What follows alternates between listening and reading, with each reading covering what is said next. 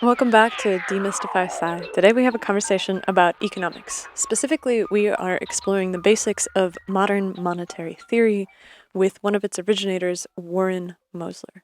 Mosler has been both an inventor and an investor and has a pretty unique perspective on the way that the economy works. At the heart of modern monetary theory is the question of where does money come from?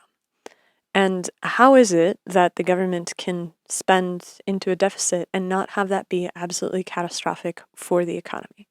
And we get into it all the way through. So basically, the argument is that the government, in order to collect tax revenue, which allows it to do stuff, must first create money. And so the creation of money is the inherent aspect of the economy that allows it to keep functioning. But Mosler's argument, and the argument of most modern monetary theorists, is that the people who are in charge of the economy don't seem to know very well where money comes from or how it should be distributed through the economy in order to get to what we really want, which is full employment and the public services that we need that include everything from infrastructure to healthcare to education. And so we unpack Mosler's ideas, we unpack the theory, we unpack the ways in which it plays out in the world, and in the ways in which it fails to play out in the world over the course of the next few hours. And what we'd like to do is pit these ideas against some folks who completely disagree. So if you guys are listening to this and you have some ideas about who we could talk to on the other side of matters, please put those suggestions in the comments or come over to Discord, come over to Facebook. We are everywhere. We're on X. And of course, the show is entirely supported by listeners. That means that everything that we are able to put towards this program comes from our patrons. And we love our patrons, and we love to hang out with them. Every single week, we do a Zoom call with our patrons, figure out what's going on in the world of science, economics, society, ideas, philosophy, and that's absolutely everything to us here. So if you can carve off the tiniest piece of your paycheck, give us a couple dollars a month, you can join that crew, and you can make sure that we continue to put more and more time and effort towards this project. Indeed, come over to patreon.com/demystifysci. You can find us there, donate a couple dollars a month. And in the meantime, enjoy our conversation with Warren Mosler, and we will see you next time. The scientific revolution starts now. Demystify Sci podcast. Let us see in the dark.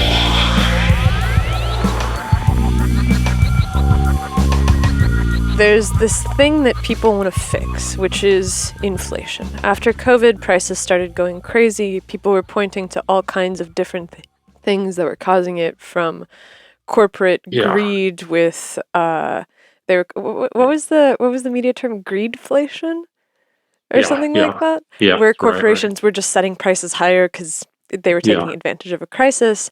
And the idea historically has been that the Fed can regulate the interest rate, and by regulating the interest rate can directly affect inflation. Right. And that's the narrative. That's the narrative. And the idea is that as you raise the interest rate, you lower inflation because there's less money circulating in the economy for people to just be able to do stuff. Yeah, that's the narrative. Now, if we look at the debits and credits, the dollars and cents, the only thing that happens when the Fed raises rates from the government's point of view is that the deficit goes up, government deficit spending goes up because the Treasury has to pay more money on the new securities it issues and the ones that are maturing and being rolled over.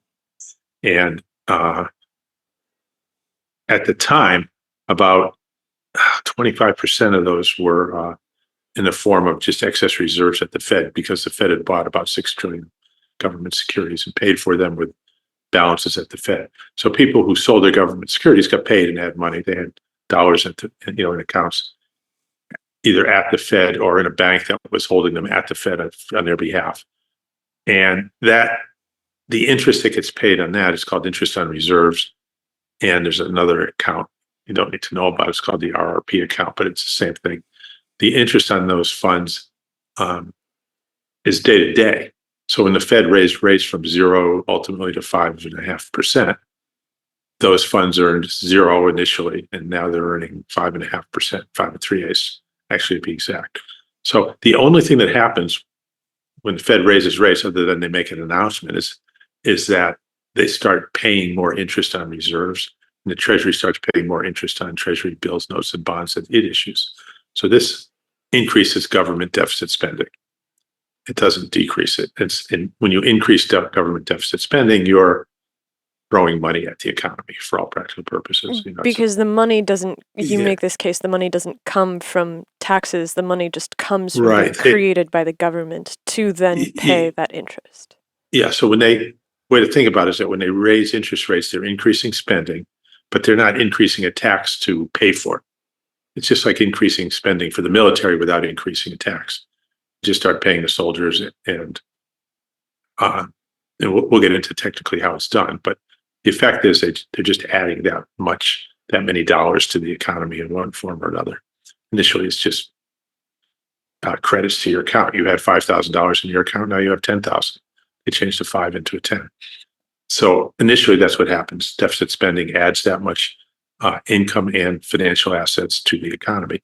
And when they raise rates, all they're doing is increasing the deficit. Now, the deficit spending has gotten over 6.5%, maybe it's as high as 7% of GDP right now, which is extremely high. That's maybe higher than it's apart from the COVID thing.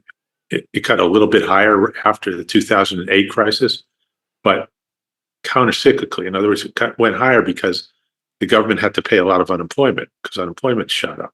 And tax revenues fell off because 8 million people lost their jobs. And so that's called countercyclical deficit spending, where in a collapse, the deficit spending automatically goes up. Those are called automatic fiscal stabilizers. Okay, that's happened before. And that deficit spending during a crash, let's say, works to reverse the economy. And as the economy recovers, tax revenues are restored and unemployment compensation goes down and the deficit goes back down. And so during the expansion, in 2006, the deficit got down to 1%. 2007, about 1%, 1.25% of GDP, even with the tax cut. And this time, we're running a deficit of 6.5%, 7% of GDP during an expansion with unemployment at a record low, okay, and real growth at 3% type numbers, sometimes 4%. This has never happened before. I found no incident in history where we've had a proactive deficit spending, a policy of deficit spending anywhere near this much. And it's, it's what anti-deficit people would call drunken sailor levels of deficit spending, right?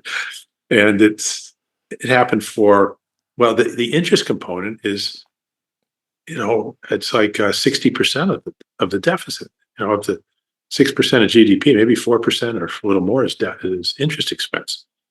Wasn't there also a huge expense that was during COVID, all of the stimulus payments that got paid?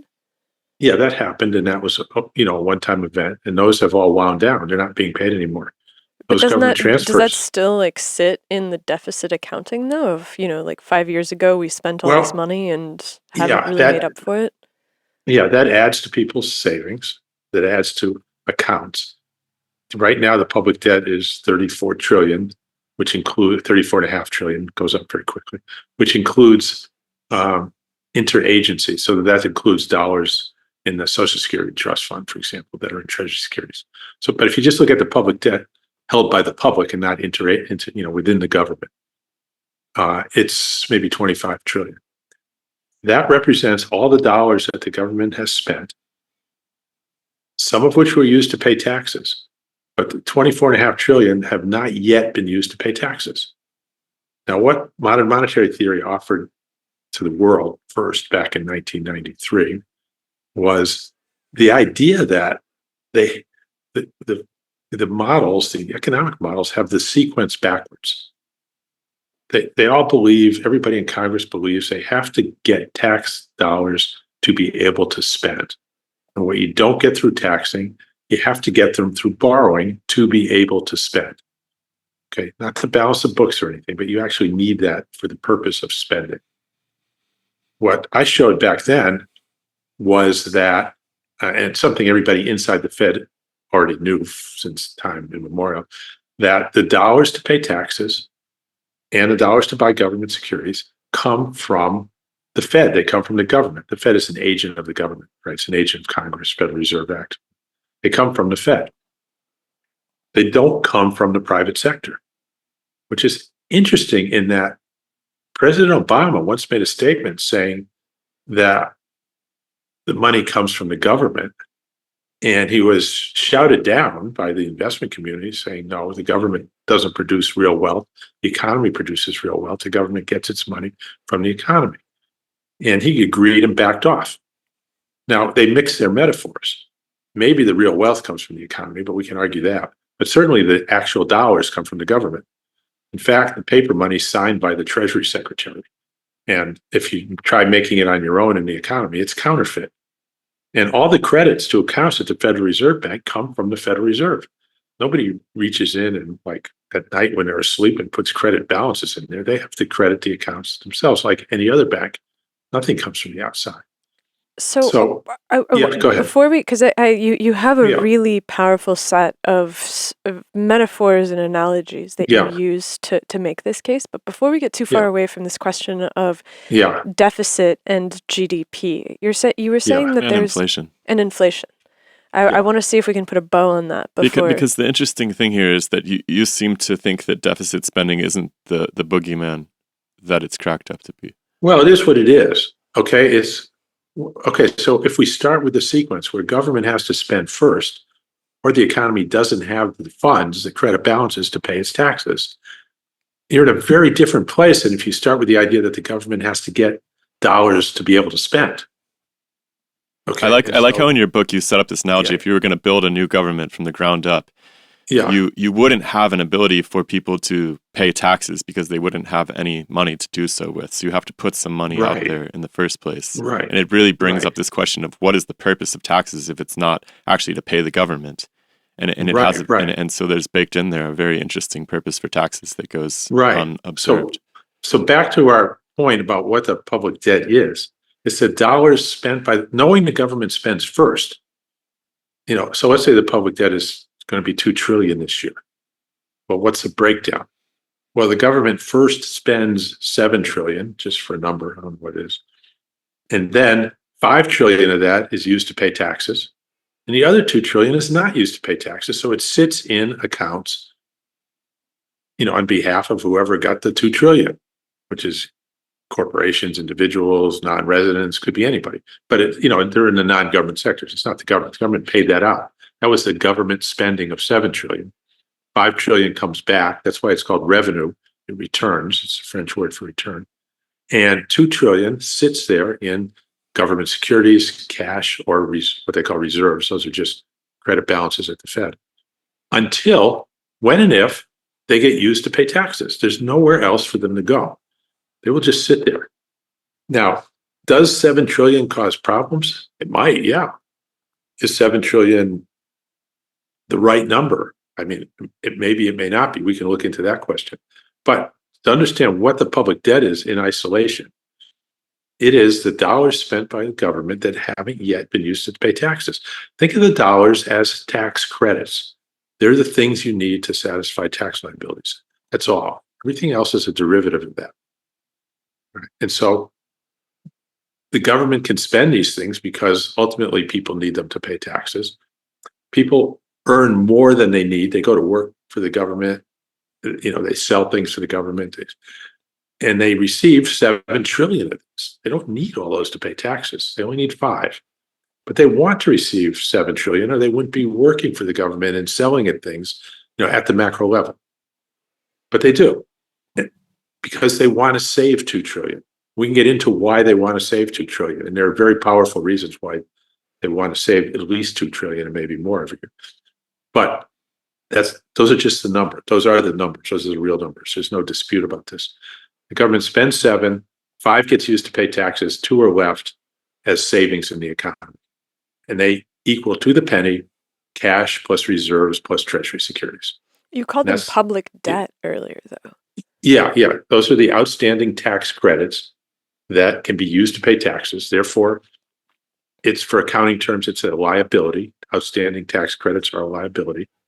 So if you're technically, the if you want to yeah. circularize the economy fully, you would raise taxes in order to erase the public debt, so there was absolutely no Well, spare. what is circularize the Just in the sense that, like, if you wanted to have a perfect balance of, like, the government puts 7 out and then get 7, not because you'd want to, I'm not saying that yeah, that's but a you're thing using the you'd want word perfect, so I'm going to push back a little bit on the It's word just, it's like because mathematically symmetrical. yeah, you want equal, Yeah. but this is important because these other things become value judgments that guide policy. Sure, yeah. Like we're suffering a deficit. Well, okay, what do you mean suffering? Okay, we want it to be in perfect balance. We're imperfect now. What do you mean by perfect? You're just talking about a mathematical equality. You're not talking about a value, and that's important for the discussion. And I'm not like trying to pick on you personally for this, but I'm showing you what I've been up against for 30 years. Yeah. Well, it circles around the central value structure here, which is what is the cost or the danger of running that deficit year after year. Yes. So what is, so number one, we have to understand why the government can even do it. Why do people sell things for that much more than they need to pay taxes? The government has to create or work to create that kind of a need in the economy to even be able to do that. It's driven, if nobody wanted the extra 2 trillion, then when the government tried to spend it, prices would go up and it wouldn't be able to do it. Okay, it can only happen. Now let's give you an analogy here.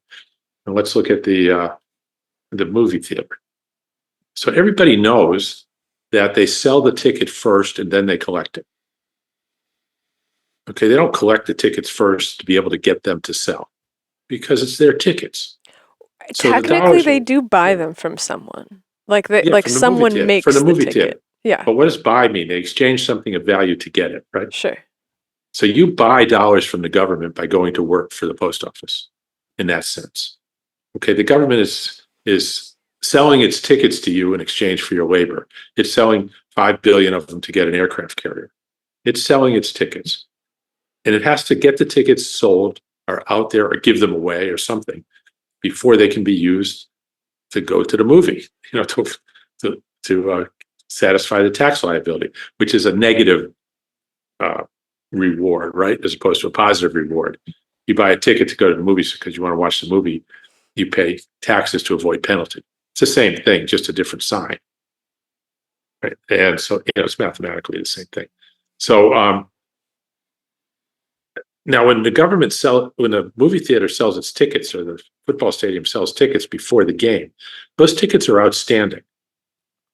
If an accountant was to classify those and you looked at the books for that stadium, those outstanding tickets are liabilities of the stadium. They're a debt for accounting terms because the stadium owes you the right to come in and sit in that seat. The government owes you the right to pay your taxes and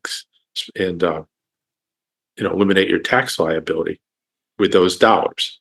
And so that's why it's called the debt for accounting purposes, public debt. Now that becomes associated with all kinds of other things that are debt, the broad category.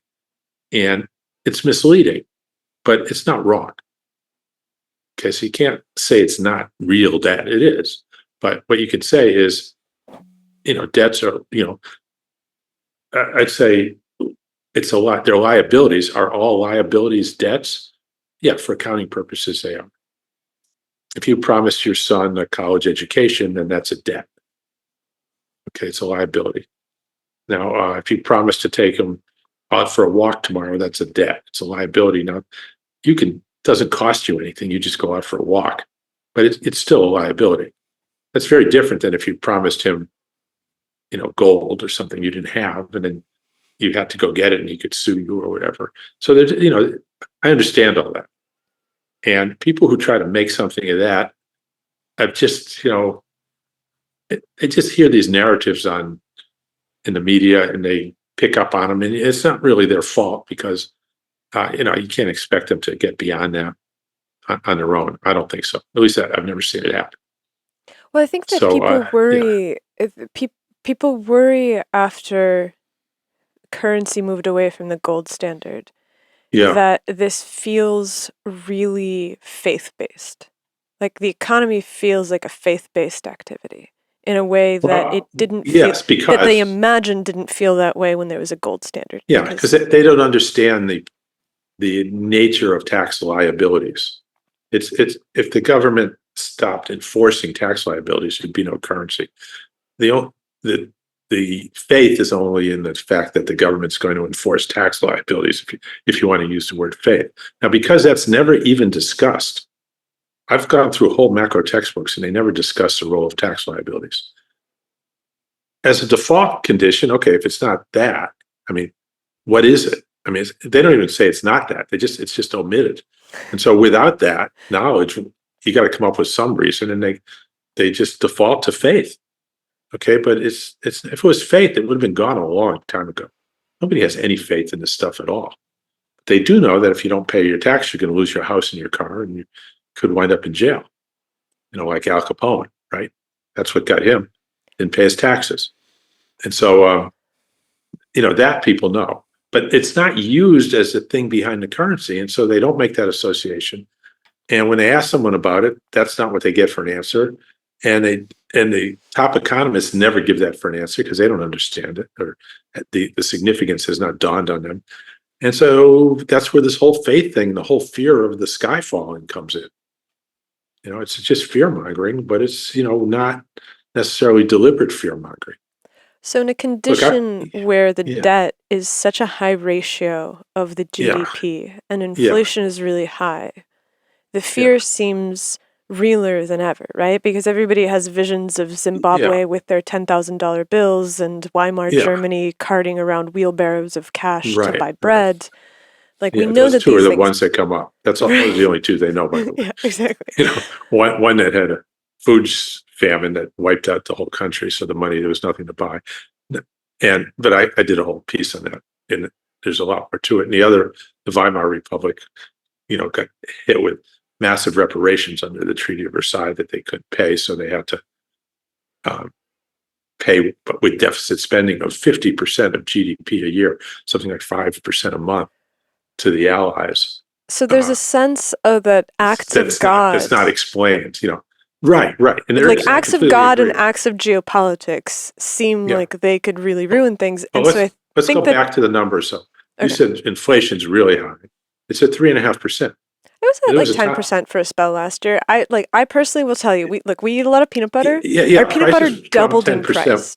Yes. And so there's lots of things in there that I look at and I'm like, it's really weird because the inflation, the CPI or whatever says that it's 10%, but I'm looking at things that are jumping 100% in price. Yes. And that always happens. Those are shifts in relative value.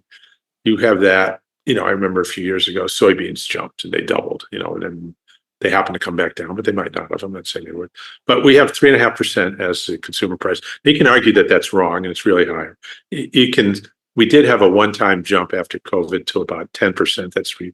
Now the rate of increase has slowed back to more of a normal thing. And but when I look back, I'm 75 this year. I can remember under Volcker, we were running 12-15% types of inflation sustained. Okay. And I remember Fed funds rate one day, I was at my trading desk looking at the screen, there were 28% bid, no offered.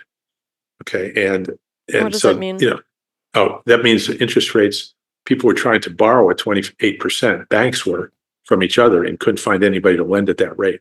All the borrowers were at higher rates or not at all.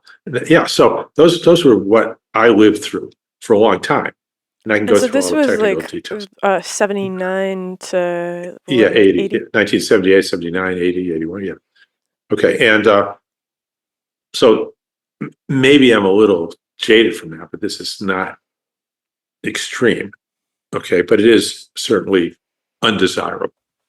And it's not what anybody wanted. And you said something else in there when you talked about, it's been a few minutes, but if you can, I don't know if you can remember how you asked that last part where you. Well, I said that, so people have this fear about inflation because it's seems to be that currency is partially faith-based. You addressed that.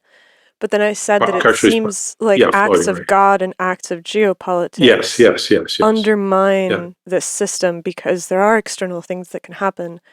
And I think that everybody's really afraid of the position that the United States is occupying in the world right now, not being the same powerful one that it was in the post-war years.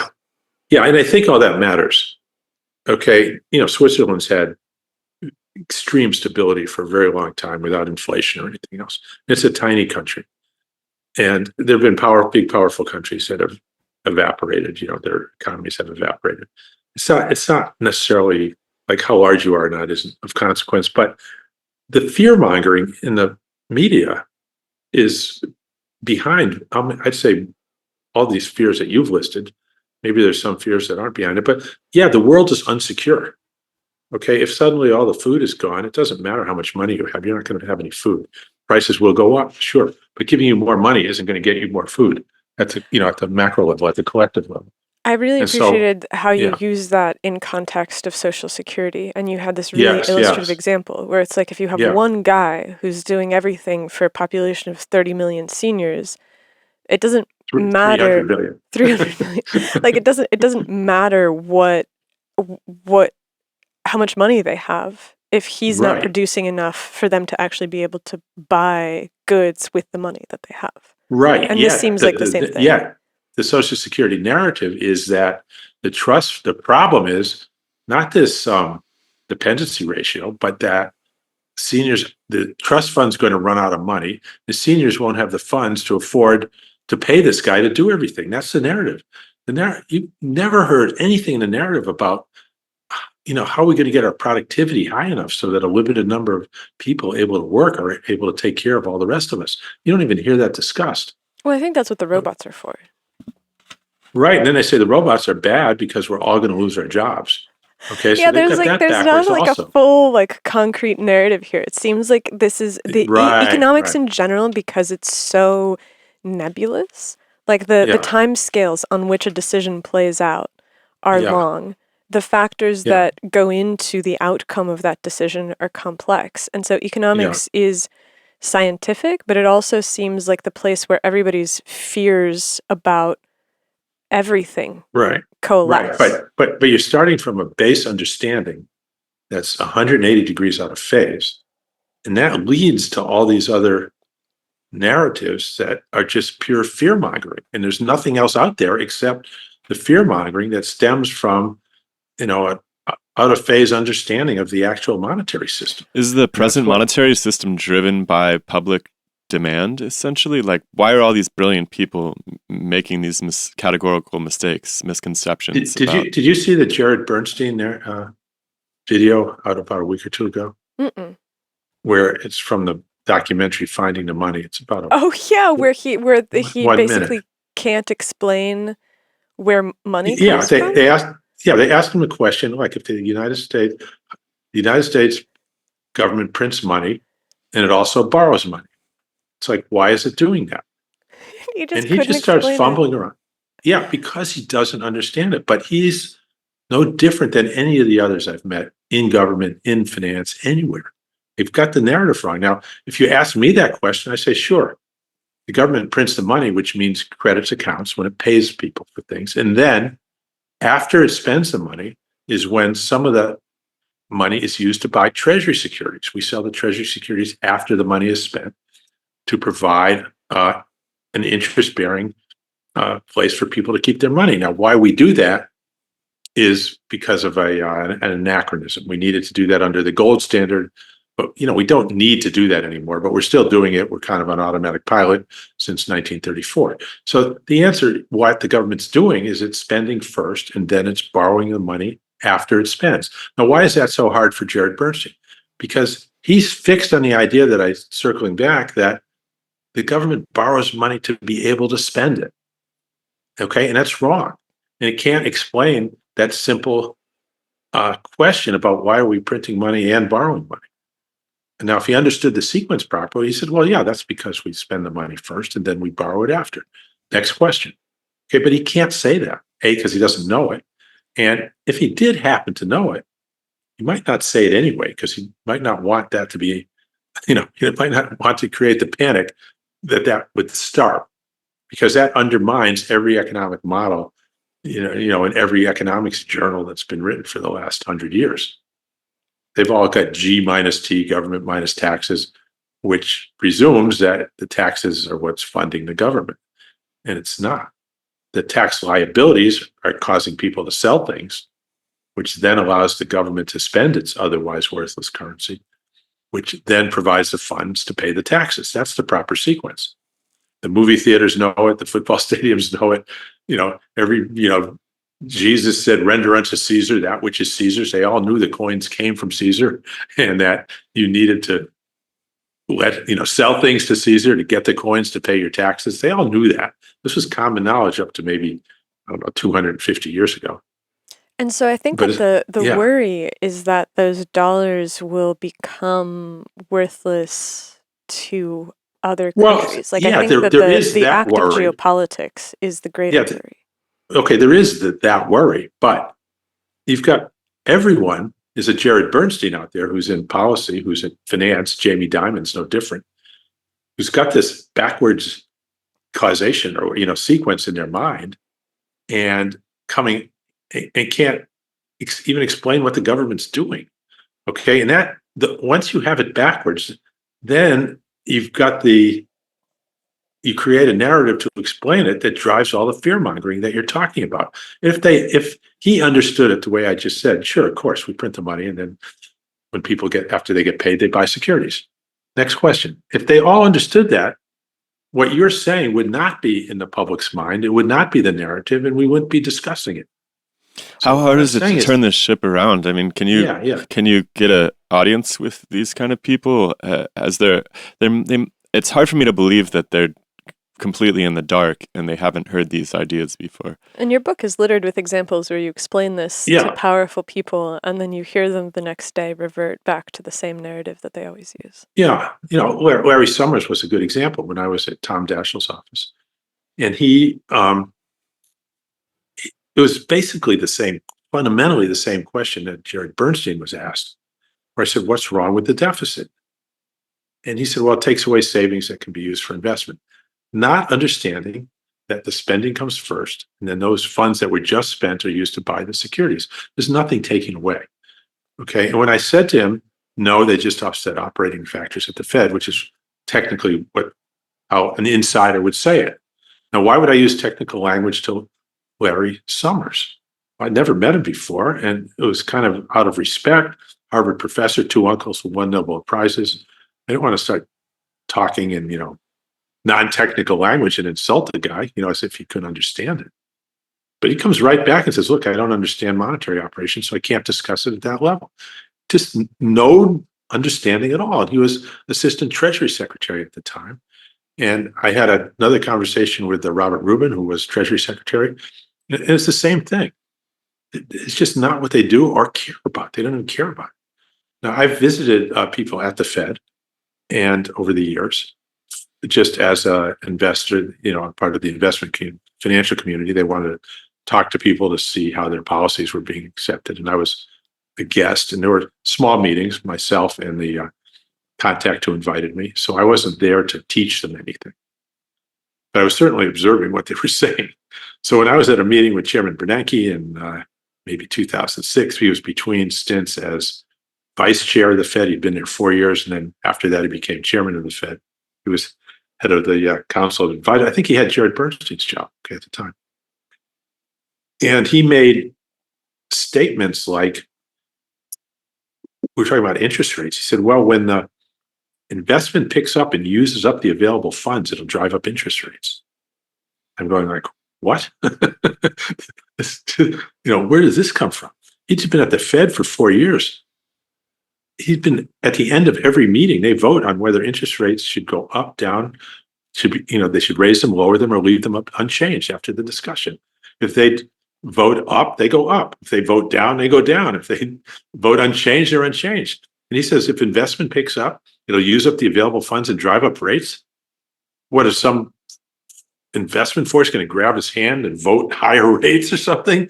There is. Is this if you're a hammer, everything looks like a nail kind of thing? I mean, it seems like their only lever is this interest rate business. He remind me to tell you that other anecdote from the Fed. So he came from Princeton.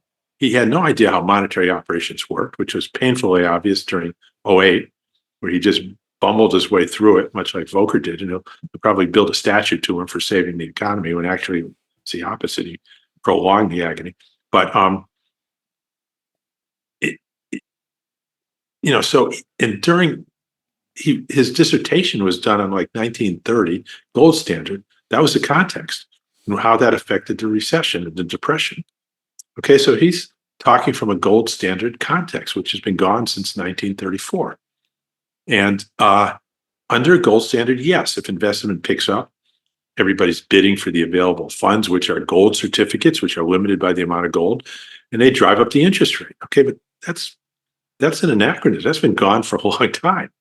And this is a Fed chairman, and that's the model he has in his mind. So you're correct that he has this wrong model in his mind. Now, a few years later, I was with a guy named David Wilcox at the Fed, who was their number two guy at head of research. He wasn't head of, he became head of research. He was number two at the time. He was talking about quantitative easing. That was at the time after the crisis where they were buying government securities. And he was talking about how it probably wasn't going to cause inflation. And I said, yeah, well, I said, look, I'm not concerned about that. What I find interesting is that when you bought these securities and the securities paid interest to whoever held them, 3-4%, whatever it was at the time. And you pay for them by giving people reserve balances at the Fed, which at the time the interest rate was 0.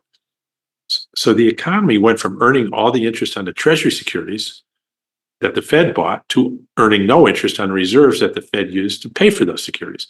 It's like you sold your savings account and put your money in a checking account. You moved your money from savings to checking. So you no longer earn the interest on your savings account.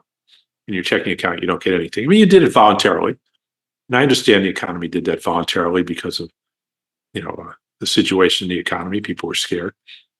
But I said, what you've done is remove $90 billion of interest income from the economy. I said, I don't see how that's going to support any kind of growth. The lower interest rates, when you're removing that much interest. And, I asked it matter-of-factly, just like that. That's all I ever do. And we were having a conversation just like, the three of us are having. And all of a sudden, something snapped and he went into another gear and he goes, look, we only have one lever and it's interest rates. And we believe lower rates are expansionary. End of discussion. It's like, sorry, I didn't mean to hit this live wire. So I don't know where that came from. Maybe they've been having some internal discussion about this, but it's exactly to your point about. Well, it sounds like frustration that the tools to solve that problem are out of their hands. Perhaps it sounds like it's a bigger rework of this entire structure that goes beyond the Fed that needs to occur. And I feel like they're expressing some. So something, yeah. So it used to be backwards back then. And so my forecast back then was the cut to zero rates was going to have a long, sluggish recovery. It wasn't going to be, they were talking about should this be U-shaped or V-shaped? And I was saying it's L-shaped. We went down and now we're just going to go sideways. And that's exactly what happened. And it nearly cost Obama his job, right? Because the economy was really iffy the whole time. So, but something interesting happened with COVID. And that is the public debt as a percent of GDP, I'll just say tripled. It's not quite that, but pretty close.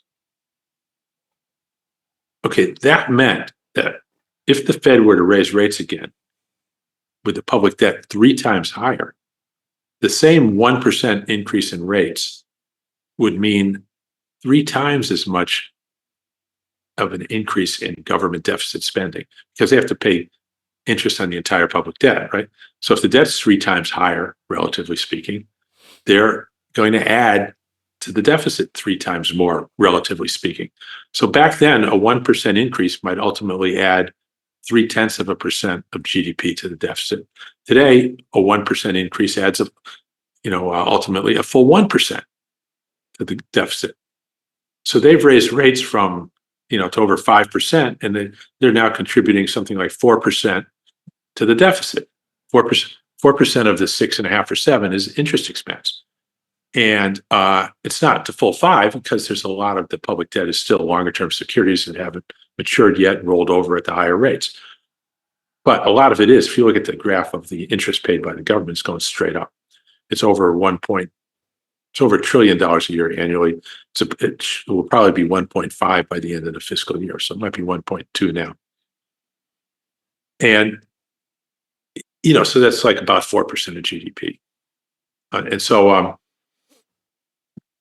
if the public debt had been smaller, instead of 34 trillion total, 20 trillion, then that interest would have been paid on a smaller amount and the interest expense wouldn't have been as large. So now it has 3 times the expansionary impact, the inflationary impact on the economy, whatever it is, than it did in the past. So this is a dramatic shift that you didn't hear anywhere till I said something. Now, the irony of this is I had a conversation with Paul Krugman, an exchange. We use emails mostly, and not very many. But at the time, he was having an exchange with Stephanie Kelton on Bloomberg over government deficits and job guarantee and funding unemployment, things like that. And he had said that the funding her program to keep people employed would be unsustainable. So off to the side, I just asked him, like, what do you mean by unsustainable? I mean, the government checks aren't going to bounce. He goes, no, that's not going to happen. So he agreed with that there's no solvency issue. He said the problem is in the new Keynesian model, and he's the new Keynesian model, that when the public debt gets large enough, that it takes away the interest rate as an inflation-fighting tool from the Fed. That tool is removed because when the debt is large enough, when the Fed raises rates, they're paying out enough interest, the government is, to make it expansionary and inflationary. And so raising rates is no longer an applicable tool for fighting inflation. And I said, okay, fine, I agree with you. This was 3 or 4 years ago. And I said, number one, I think we're already to that point. This is back when the debt to GDP was 35%. And the data was telling me we were already at or near that point. And so I think the Fed already doesn't have that tool. So it doesn't you might as well keep your full employment going if you're worried about that. And secondly, that's, to your point, I've proposed a zero interest rate, which would keep which would eliminate interest expense, eliminate that government expense and be a deflationary event, just like it's been in Japan for 30 years.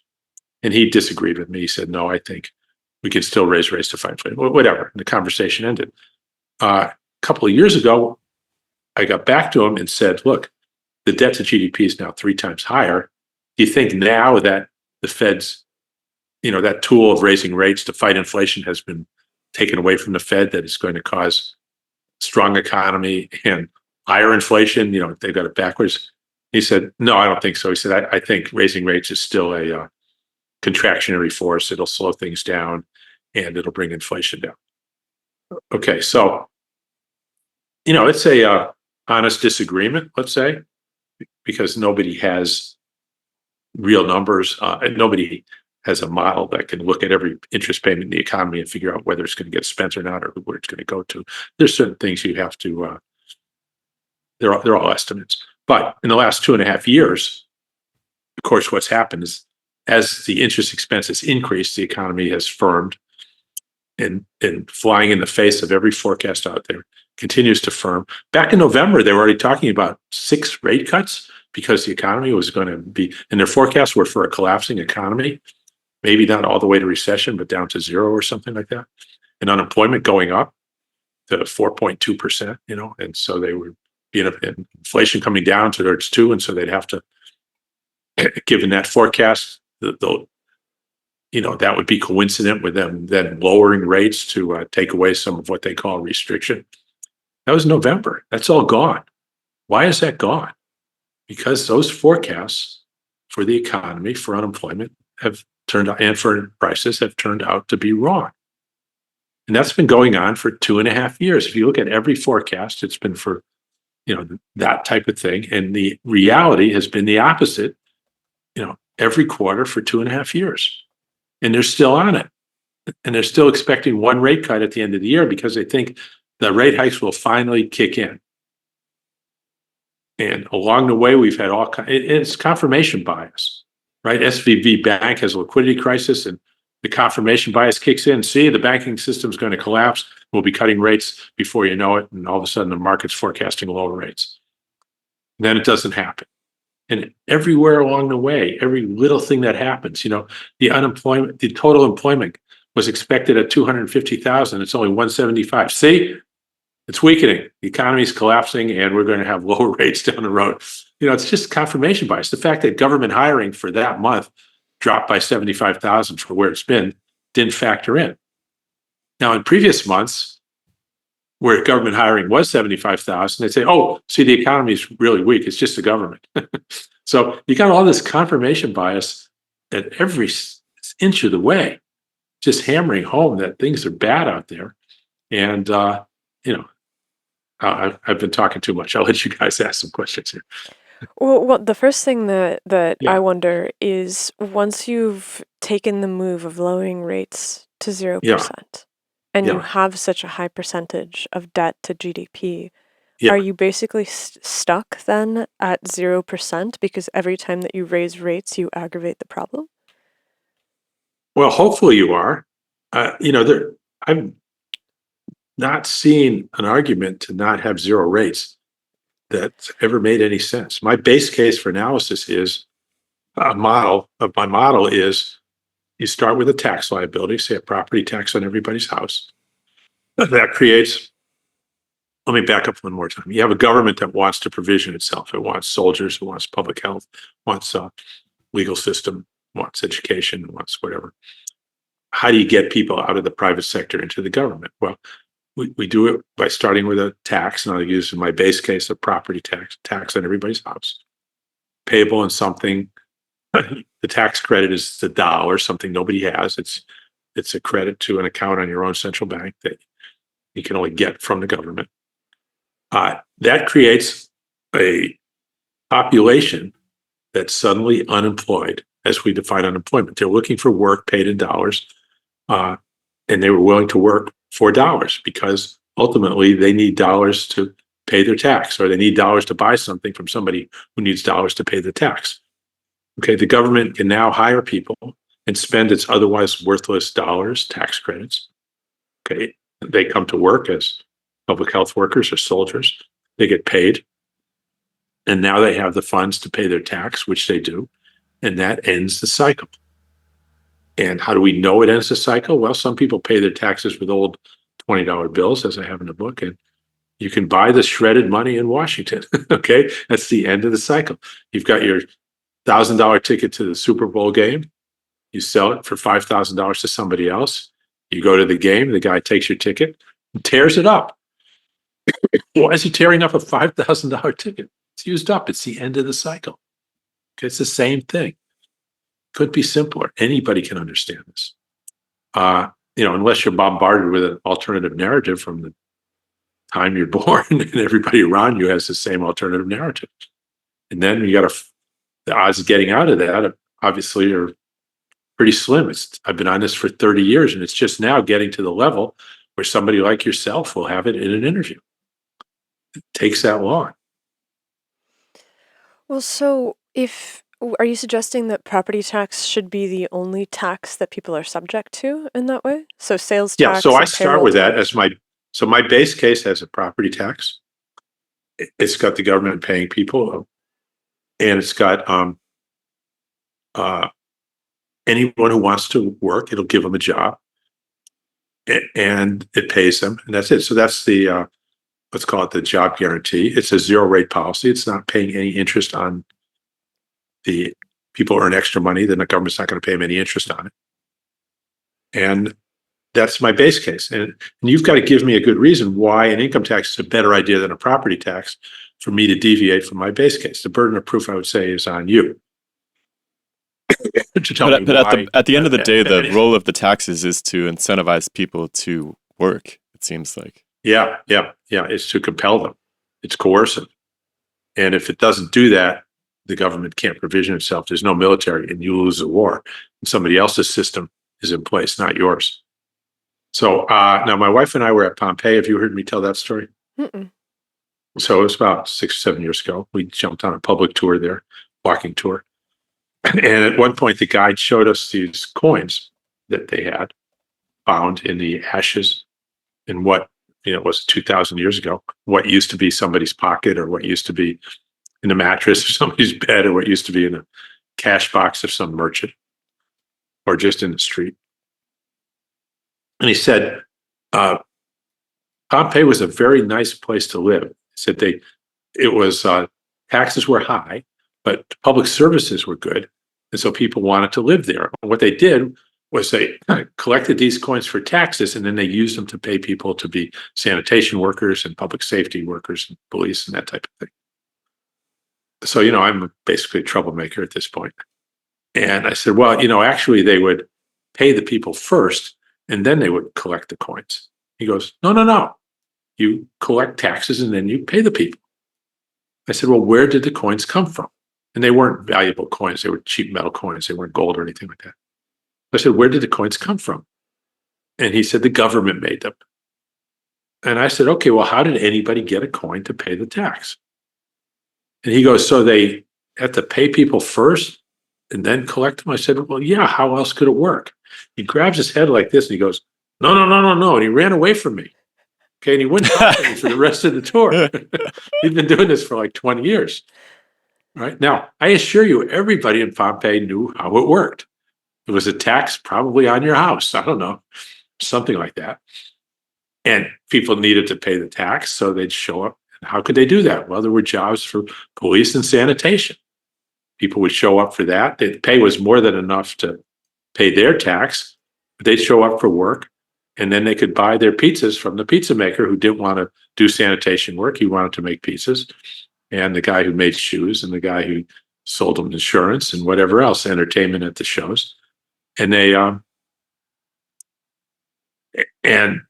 would, buy, trade what they had ultimately to somebody who did the work, and the coins would circulate that way down to till they were eventually used to pay taxes. Okay, well, they found 20,000 coins in the street. Like, how did they get there? Well, we know they came from the government, right? The government spent more than it collected. It must have. How else could they get there? That's the public debt. They paid out 100,000 over those years, and 80,000 were used to pay taxes, and the other 20,000 were in cash boxes in what would have been somebody's pocket and laying in the street somewhere in the gutter. And the archaeologists found them. Okay, they didn't pay any interest on those coins. It was a zero rate policy. They probably hired anybody who wanted to be a sanitation worker who was capable. Okay, so they didn't have unemployment probably the way we know it. And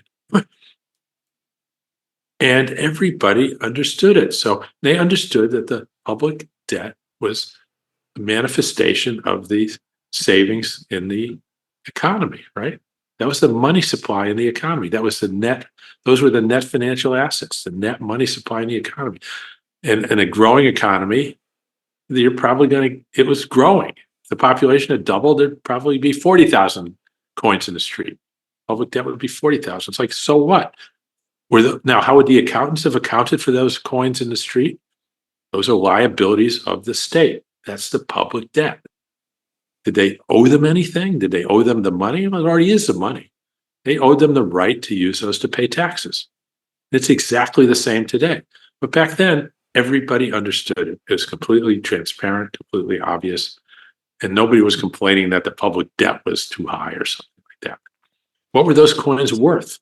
So it sounds like basically what you're saying is that maintaining a public debt is what gives people spending power in the first place. No, because no. Well, no. So the ability to spend the money is driven by taxes because everybody has some the base ability rate. of the government to spend the money, not the people. But what about when the person's just holding? Well, people, that's the thing. People want to hold the money, right? So this brings up the idea of reserves and stores, and people opening these savings accounts essentially with the Fed through buying government bonds and so forth. And when you have a savings account, then the people are holding onto that money, and the government then has to pay them interest on the money that they're holding. Well, they don't have to. They decide to. Nobody paid anybody interest in Pompeii. That's a policy choice. I would never do that. So doesn't that push everybody into the stock market? Well, let's look at what it does. So let's say you're running the government in Pompeii and you start paying interest on those coins. And let's say you pay enough interest so people can pay their taxes with the interest you pay. Now, how many sanitation workers are you going to get showing up for work? Nobody. Nobody's going to need those coins anymore. If you've got a tax requirement of 50,000 coins a year or whatever it is, and you pay out 50,000 in interest, that's the money. That's it. You might as well not have done anything. You've undermined your ability to provision yourself. Okay, but if there's a way to make that money without being employed, like let's say that you spend 10 years employed, you collect some amount of money, and then you invest that money really well into the stock market. And the dividends. Okay, so you're getting off on a tangent here. A little bit, yeah. And I can do this, but it's going to take us away because it all comes back at the macro level to the same thing. Let's say that people in Pompeii invested with each other, and they had those things, by the way. They had private banks. They had, that was all invented back, way back then, and ledgers and paying interest to each other and whatnot. But from the state's point of view, at the end of the day, the only thing that you could actually use for pay taxes were those credits from the state, either the coins from the state or credits the state made to accounts on its own books. And you could have all this other private money circulating. You could have one person's asset, another person's liability, massive corporate liabilities, which is what equity is, that other people will pay for. That's all fine. But underneath it all, that's not what you need to pay taxes.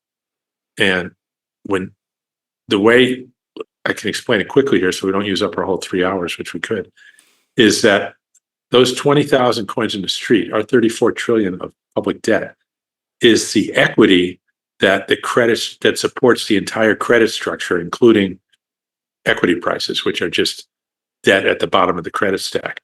Those are all supported by the public debt and the deficit every year. That's where the income comes from to support the credit structure. And that's what I touched on earlier about we can go into reasons why people save, and there are very powerful institutional reasons that drive them to it. And that's chapter 6 of my book. All the tax incentives to cause you to want to keep money in the cash box. It's tax-free, things like that. You get all kinds of special incentives to not spend your income. And that's where the analysis comes in of, a lot of macro analysis starts about what happens if people don't spend their income. They call that the paradox of thrift. If you go to the United States today and $34 trillion is the GDP, that means 34 trillion was spent and 34 trillion was earned by whoever sold whatever was spent. It's the same number. And you say, what would have happened if the people who earned that 34 trillion decided not to spend any of it? Well, then they never would have sold anything to begin with. There would have been no income and no sales and no employment, and everything would be at zero.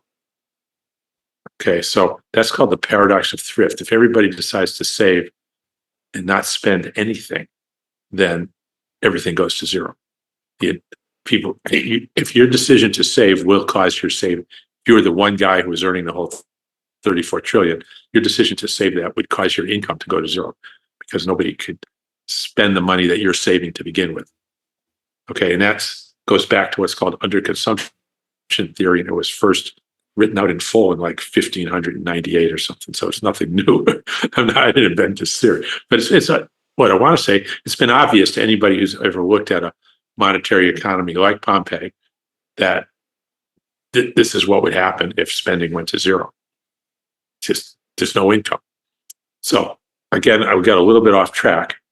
I thought you might want to hear the story of where the price level and inflation comes from. Yeah. And the reason this is a good time to explain it is because the Pompeii model will give you a perfect understanding of that.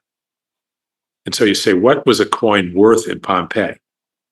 What determined how much you could buy? If the value was changing, which we call inflation, what possibly could have been causing that? So now you have a model we can understand. There's a tax on your house.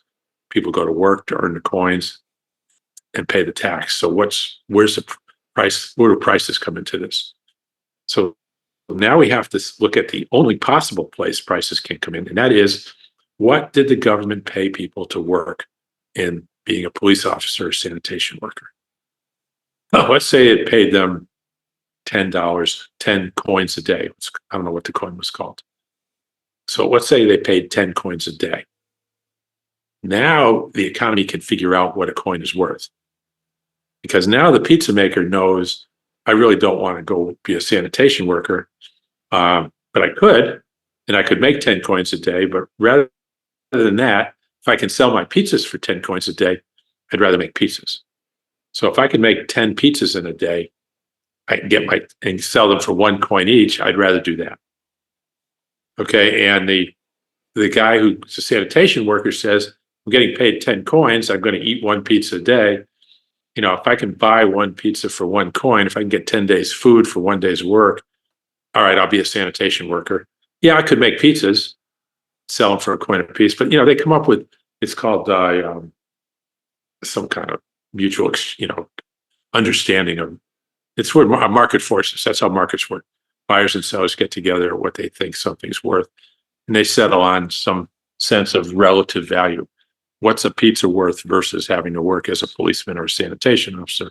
And that becomes the price of the pizza. So let's say it's 1 coin a day becomes the market value for the pizza. And then you've got every other product out there that's being sold. A pair of shoes might take 2 days to make, so they might be worth 20 coins, okay, for a pair of shoes, whatever it is. And it's not going to be exact, just because the labor hours are the same, because some labor is more distasteful for others, some is highly skilled. If somebody's a doctor, he might be able to get more, because he's been trained, and there's fewer of them, and there's supply and demand and all these things that we don't have to detail right now. We just have to know that the market, once they know, guys, it's 10 coins a day to be a police officer or a sanitation worker, the market can figure out the rest.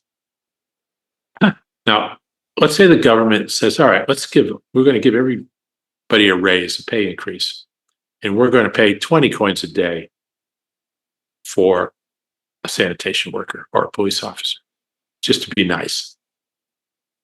All right. Now, what are all these other things worth? Well, they're going to adjust accordingly. The pizza makers there, I'm not going to sell my pizza for 10 coins. I'll go work I can get 20 coins doing that. But if you give me 2 coins for a pizza, I can make 10 a day. I'll keep making pizzas. Okay, and vice versa. Okay, and the sanitation worker is not going to pay, $4 for a piece of pizza, but at $2, 2 coins. I'm sorry, I keep getting U.S. centric here. At 2 coins, he's making 20. It's the same 10% of his pay for a pizza, and so prices go double. The price of a pizza double from 1 coin to 2 coins. The price of a pair of shoes doubled from 20 coins to 40 coins, because the government, by deciding to pay twice as much for the same thing, has redefined the value of its coin downwards. Okay, he's defining the value when he pays people to work for him. Why is that? What part of economics tells you that? That's economics 101. It's called monopoly. Okay, when you don't have competition, when you're the single supplier, you're the price setter. You have to set the price. There's no market to tell you anything. Markets are based on competitive forces, not on one guy having something the other guy needs or he's going to lose his house. That's a coercive situation. It's a non-market situation. The producer of the coin is also the tax man, is dictating the terms of exchange. There's no other way to do it. Now, if he instead said, I'm only going to pay you 5 coins a day. Now you can get 2 slices of 2 pizzas for a coin, right? Or you can get a pair of shoes for 10 coins instead of 20. The same 2 days' work. So it's the government that's redenominating their coins. So if the value is going down, if you're getting inflation, which is a continuous increase in the price level, it's because the state is continuously increasing the prices it pays at the margin for what it's buying somewhere in the economy. We can't identify it as sanitation workers necessarily, but somewhere there's this marginal thing that is on a continuous basis. The government, through its spending, through what it's paying, whether it knows it or not, today's governments have no idea, it is dictating terms of exchange to the economy. And so And it may be getting dictated to and not know it and say, okay, I'll do that. Well, not knowing that it's pitching and the economy's catching. It might think that it's catching and the economy's pitching, but it's not. The United States government is the sole source of the tax credits needed to not lose your house or your car or go to jail. And it doesn't understand the consequences of that. And it seems like death by a thousand tiny cuts in some sense. If you have all these people making these decisions to pay more for services than they're worth, is there any way to sort of wrangle that in? Well, specifically, the government the paying short more answer is for yes. services. Yeah, that's what I'm talking about. Yeah. Okay. Yeah. So when the government does contract, if it just gives its cronies, 50% markups on everything, that's one thing. If it goes through this procurement thing where it's competitive and you have to have bids and you got to make sure you're like whatever, then it gets better prices. Well, that's another thing. Well, it seems this seems conspiratorial, and so I hope that you'll forgive me for it. But it does seem like we've entered an era of immense cronyism, where there isn't. Oh, that's not true. We've always been in it. Okay. It's good. Okay. Now, is that better? I don't know. It might be worse. It's the human condition, right? It's how and it's something we have to deal with and put in safeguards the best we can in our institutional structure, but it's going to be there. I don't think. Who's in the power to do that, to put those safeguards in place? How does real change happen? Well, I'll tell you, one way it doesn't happen is to have, a backwards understanding of how the monetary system works, a backwards understanding of interest rates. So I'd like to feel my contribution is to at least have an informed electorate under the theory that's maybe not so solid that, a representative government, I prefer to have an informed electorate to an uninformed electorate. Now, I may be wrong, and that may have a worse outcome, but that's my confirmation bias. That's my bias, progressive bias. I believe that's absolutely true. The problem is in the age of information, everybody has, there's millions of perspectives. There's not really these monolithic sort of platforms people can get behind, right? It seems like everybody has their own take, and there's so much information and disinformation and misinformation, weaponized information, and people, the proliferation of information doesn't seem to have made people more on the same page. If I can give the information beyond dispute that sustaining full employment optimizes our real standard of living, and all this other fear mongering about the dollar and inflation, everything is complete nonsense. Here's how it works, and everybody understood that. Now let's take a vote, rather than voting on it in the context of, well, we can't do that because we're going to have inflation and the dollar's going to go down, and reserve currency and OPEC and petrodollar and all this nonsense. Okay, we're getting, it's like, we're against having like the Russians influencing people's vote through the internet, right? This is 100 times worse in terms of getting desirable outcomes, right? So my mission, so to speak, is to have an informed electorate as to what's going on, what are your policy options, what are the consequences of decisions, only because I think it's so simple and so clear cut, based on maybe my error that 250 years ago, everybody understood it from the bottom up. There wasn't anybody who didn't understand that. And even today, there's nobody who doesn't understand that the movie theater doesn't have to collect the ticket first before it sells it. Okay? If anybody can understand that, they can understand our monetary system, and then everything falls into place. That's all it takes. All right. And so that's what I've been trying to get across for 30 years now. 1993. Now, you had a really interesting perspective on this full employment situation that sounded a little bit like the CCC or something like that. Yeah, well, it sounds like it, but it comes from a different place. Okay. Even then, they were worried about the deficit and spending and taxing, and where they're going to get the money from, and this kinds of things. They weren't just looking at offsetting really operating factors. The savings desires back then had shot way up.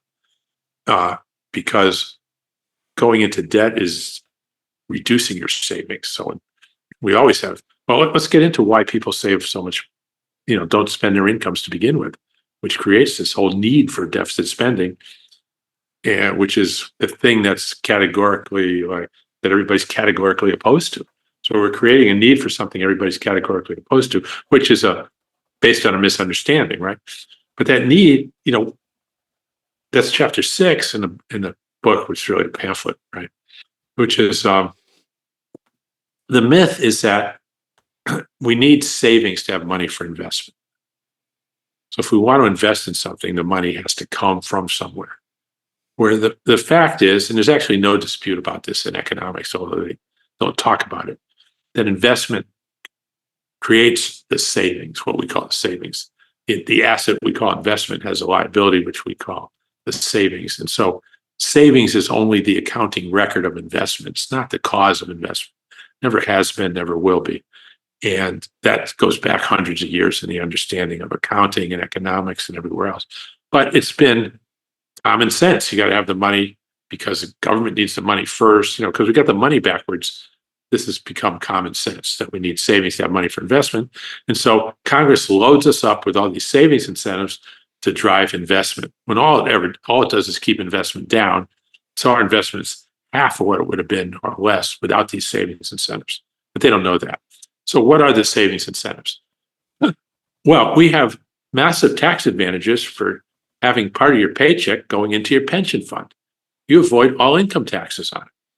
So you might save 30%, right? So if you're getting paid $1,000 and you're only going to take home $700, if you put $300 into your pension fund, you don't have to pay the $100 tax on that. That's only costing you, you'd only take home $200 after that. Instead, so you can take home, $200, or you can put $300 into your savings. What do you want to do? Well, of course, everybody's going to put it in there. It's going to compound without taxes. They'll show you that after 10 years, you've got, $77 zillion that would have been paid in taxes. And so everybody has their maximum withheld by pension funds. People put money in their IRAs because they don't have to pay taxes on it. So you get to put money that would have gone to the government into your IRA. People now are putting up solar and wind because you get tax credits. You get to spend money that would have gone to the government, 40% on your solar system. So we have these enormous tax incentives to not spend your money or to direct it in certain ways. And that last one's a different example. So I'm not saying it's not a good example. So let me just stick with the pension contributions. We have banks and insurance companies who can account for things as going into a reserve for the future and not pay taxes on it until they actually use it. Fine. So we have all these massive government incentives to not spend our income. Okay. And that causes us to have a deficiency of spending, right? A spending gap, as Bill Mitchell likes to call it, where, here's all this GDP, things are getting sold, things are being bought, but the people who are getting the income don't want to spend it all. Well, then how does it get sold? Well, the identity is that for last year's GDP, let's say was 34 trillion, for everyone who spent less than their income, someone else must have spent more than their income. Otherwise, it wouldn't have been 34 trillion. So if people saved 4 trillion and didn't spend their income, it means there would have only been 30 trillion in spending and not 34. Well, where'd the other 4 trillion? It has to be from people, entities, businesses who spent more than their income. And it's more than 4 trillion. Okay, it's a very big number. It might be 7 or 8 or 10 trillion. Okay, and so well, who spends more than their income? Well, if you buy a house with a mortgage, you just spent more than your income. You've accelerated your spending. If you buy a car on credit, you've accelerated your income. If you use a credit card, you've accelerated your income. If you're a business and you sell bonds and invest, you've spent more than your income. If you're the government running a deficit, you've spent more than your income. Any entity spending more than its income is said to be deficit spending more than their income. Okay, and so what we have is all the unspent income is offset by all the deficit spending. That deficit spending is public deficit spending plus private deficit spending. And that's just an accounting identity. It's always equal. It's not a theory. There's no dispute. We know for a fact that if 34 trillion was spent last year, for every dollar that somebody's, every dollar of income that somebody didn't spend and saved, there was another dollar that somebody else spent that was more than his income, that was deficit spend. Might have been a private deficit spending, might have been government deficit spending. So the deficit spending totals the remaining savings to the penny. And the accountants figure that out. And if it's not to the penny, they made a mistake and they have to stay late, and find their error. How does it balance so equally? Because it seems plausible that you could have people that save more than they spend. Right. So let's look at Pompeii. The government, and they found 20,000 coins in the street. So that means the government spent 20,000 more than they collected, right? Now, could it be anything different? Or is it right down to the last fraction? It has to be exact, right? Or else somebody made an arithmetic mistake or lost a coin or something. But we know it's out there somewhere if the government spent it and nobody did collect it for taxes. So this is the same thing. It's just a two-sided ledger. We know that if 34 trillion was spent, how much was earned? How much income was there? 34 trillion. Okay, the income is called GDI, gross domestic income, and the spending is GDP, gross domestic product. So one side measures the output that was sold, and the other side measures the income from that. Okay, and it has to be the same. Because if you sold something, if you paid for something, somebody earned the money. But the spending there is no income without spending. That's the definition. So if you have somebody that just takes, let's say that nobody spends more than they earn, and everybody just takes the cash and they put it under their mattress, and that's just where did cash come from? Well, the cash came initially from the government. Okay, well then the government spending is equal to the income. I see. If the government didn't tax, then the government was deficit spending. If it taxed it all back, nobody would have it. Mm-hmm. It's just another way to say the same thing, It's like if I take a bowl of jelly beans and cut it in half. You say, well, how do you know that you have the same amount as are on both sides? Well, it's because I told you I cut it in half. It's a way to look at things. We're not actually doing anything. We're just looking at them. And so a lot of people put their money into these retirement savings accounts where a lot of the holdings are Treasury bonds and various other very safe government investments. And so the government is paying income on those, and that's, as you're saying, is deficit spending. But then what happens when people dump their money into the stock market? Well, when you buy stocks, you're buying it from somebody who already owns stocks. The bank will debit your account, checking account, and credit the seller's checking account. And then the seller's securities account, the stocks will go from his account wherever he's keeping the stocks to your account. It's just a transfer. But is there any drawback to a larger and larger proportion of people putting their money into the stock market as a way of beating let's say that the government does go to zero interest rates, and so it's not paying out anything to these retirement funds, and everybody's dumping their money in the stock market now. Is there any drawback to that? Well, if, for every buyer, there's a seller. So what you're actually observing is prices changing on the stocks, not necessarily money. There's no money going in and not coming out. There's no money going in. There's always the exact amount coming out is going in with every transaction. Initial public offerings and things like that are the generation of so novel stocks, right? Yes, and that those funds would be going to the corporation. They'd be selling shares, and that would be going to the shareholders of the corporation. Goes to their account. The account at the bank account doesn't disappear when something's purchased. It just goes to whoever sold it. I mean, that all seems very, very reasonable. And I guess why do people want to drive the public debt to zero then? Just because they want to see a balance sheet that's balanced? Sometimes, yes, just the deficit per se is the devil word, DE. They're just categorically against it. Other times they'll point to Zimbabwe and Weimar and say that's what happens if we don't, and never connecting the dots because those dots don't connect. So And they've just got all these fear-mongering narratives in their head about why we should do that. okay, so And pinned down, they can't support their argument. They never have. Nobody's ever prevailed on that argument with me, not even close.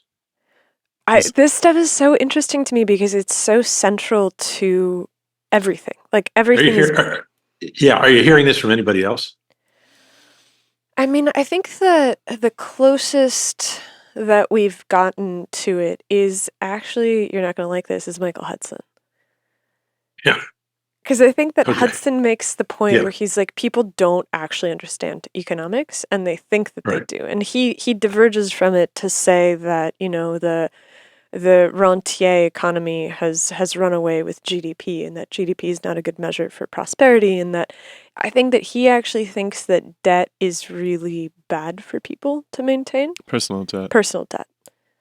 And so he's really big on the idea of like a debt jubilee. Yeah, which I told him. I mean, I haven't talked to him in a long time, but that's called bankruptcy. We already have bankruptcy laws. If we don't like the bankruptcy laws, we can just adjust them. But he won't do that. He's intellectually dishonest in that sense. And he's the whole debt jubilee sells, and he gets a lot of attention. And he goes around talking about it. And to just say, we need to modify our bankruptcy laws so that students can go bankrupt if they can't pay their student loans, as opposed to saying we need a debt jubilee for students. He just wouldn't sell as much soap. You know what I mean? So what do you make of his idea that GDP is the incorrect metric for the prosperity of a people? Well, everybody agrees with that. I mean, there's nothing new there. He's somehow got people paying him to go around and say it, I guess. But look, if we go out and pass, really strict marijuana laws and put 2 million people in jail and build jails and guard them, there's a lot of GDP there. So what? And like I used to say, you could same with deficit spending. We can deficit spend to build the Panama Canal, and our whole, our real standard of living goes up because of all the shipping that gets saved by not having to go around the horn.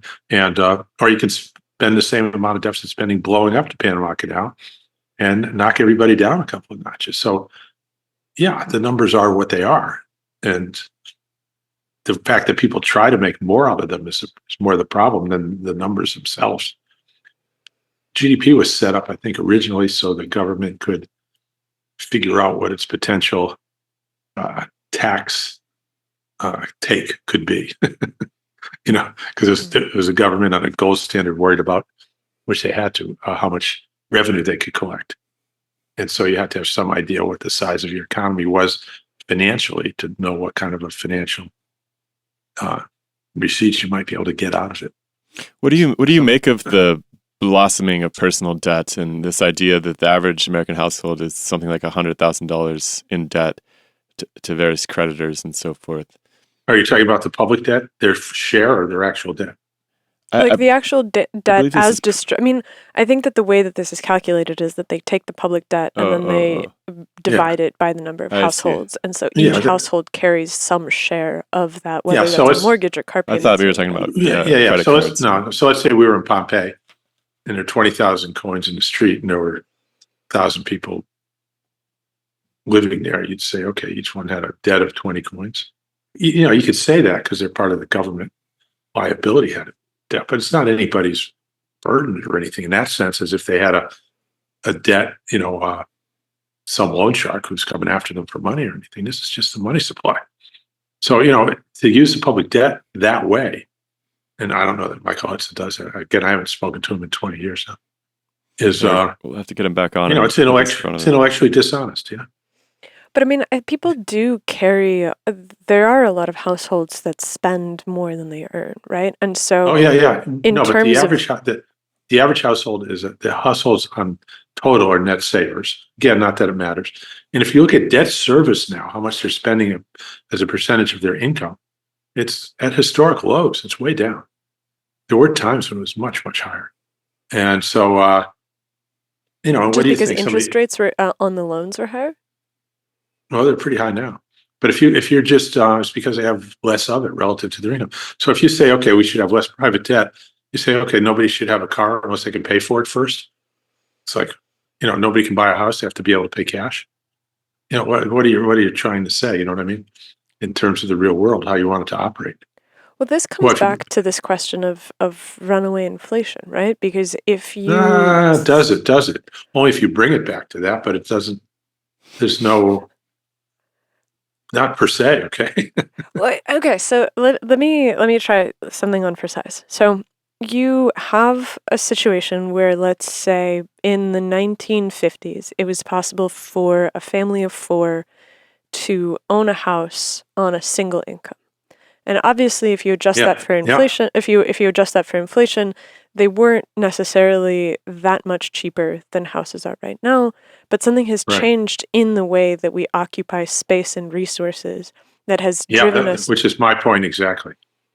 Yeah, and now both parents have to work, and just to get by. So we're actually a lot worse off in that sense. Now part of it is the things we want to own are more. Nobody had cell phones and things like that. So the houses are bigger too, right? And now instead of having one car, you have 2 cars, and there's all. We had 2 cars. We had 2 cars, and you could, on $3 or $4 an hour back then, you could have a house and a couple of cars and send your kids to school. The state school was $300 a year. It was paid for by the state. That's where I went to University of Connecticut. So where's it all going? Yep. Okay, so it's all going, sadly, tragically, to compliance costs, real compliance costs. What does that mean? Okay. So I like to start with the biggest one out there, the low-hanging fruit, and the financial sector, which is part of the same thing. To give you an example, when I started in 1973, the previous year we had, I worked in a savings bank. I made $140 a week in the loan department, and we used to take in deposits at 5%, make mortgages at 8%, which is higher than today. There were 2.6 million housing starts that year. This year we're at 1.4 million. The population back then was, 180 million, maybe 200 million. Today it's 350 million, so about half the people, and twice the housing starts. What is a housing start? And somebody building a house. When somebody starts laying the foundation, gets a permit, and starts building a house. So, and it takes about a year for construction. So housing construction, we're building twice as many houses, with half as many people. And the financial sector back then, its share of profits was maybe 5% of the S&P 500. Now it's maybe 40%, 35% or something like that. And today, it's considered a bubble if we get to half what we had back then with this massive financial sector. So obviously it's got nothing to do with our ability to build houses and go live in them and finance them. It was all done by people making $140 a week who, go off and play golf at 4:00 and didn't do much except taking deposits and make loans. We don't need all the rest for anything, obviously, or we would have been deficient on some of this stuff back then, but we weren't. We had everything we needed financially. Okay, and so what's happening is we've got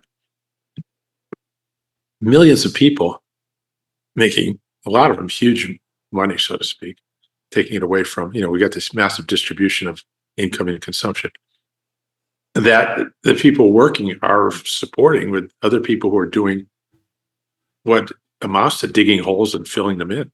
Some are digging the holes and some are filling them in. It's nothing useful for the real economy.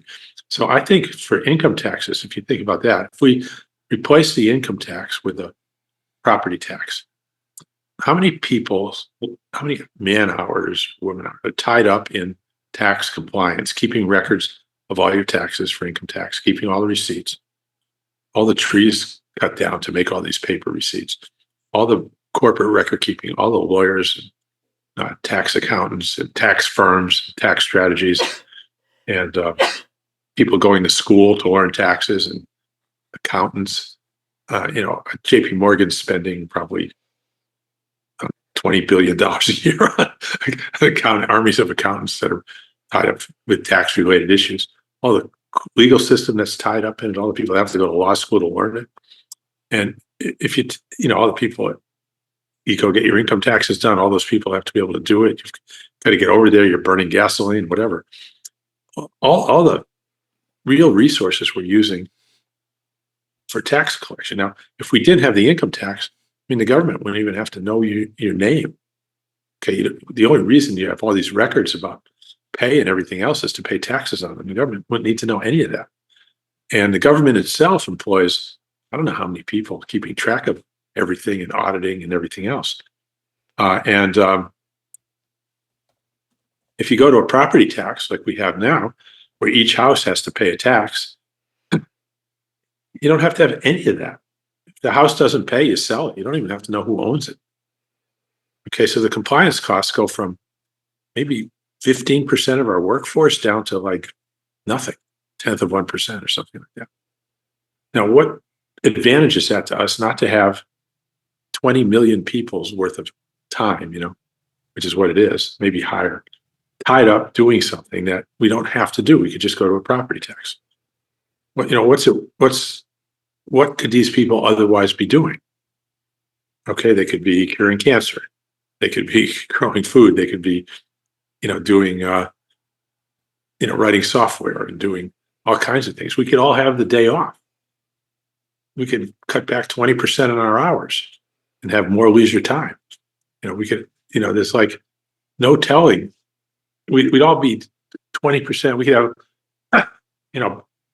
that much more in terms of public services, public transportation, free public education. All these things would be, quote, paid for by having this labor time freed up from what it's doing now. It would be there to do things like public education and transportation. Now, if you look at who would benefit by these enhanced free medical care, who would benefit from these enhanced public services? The medical care, the public education, public transportation. It's all people in the lowest income groups who would benefit the most, because people in the highest income groups already have all the Medicare care they want.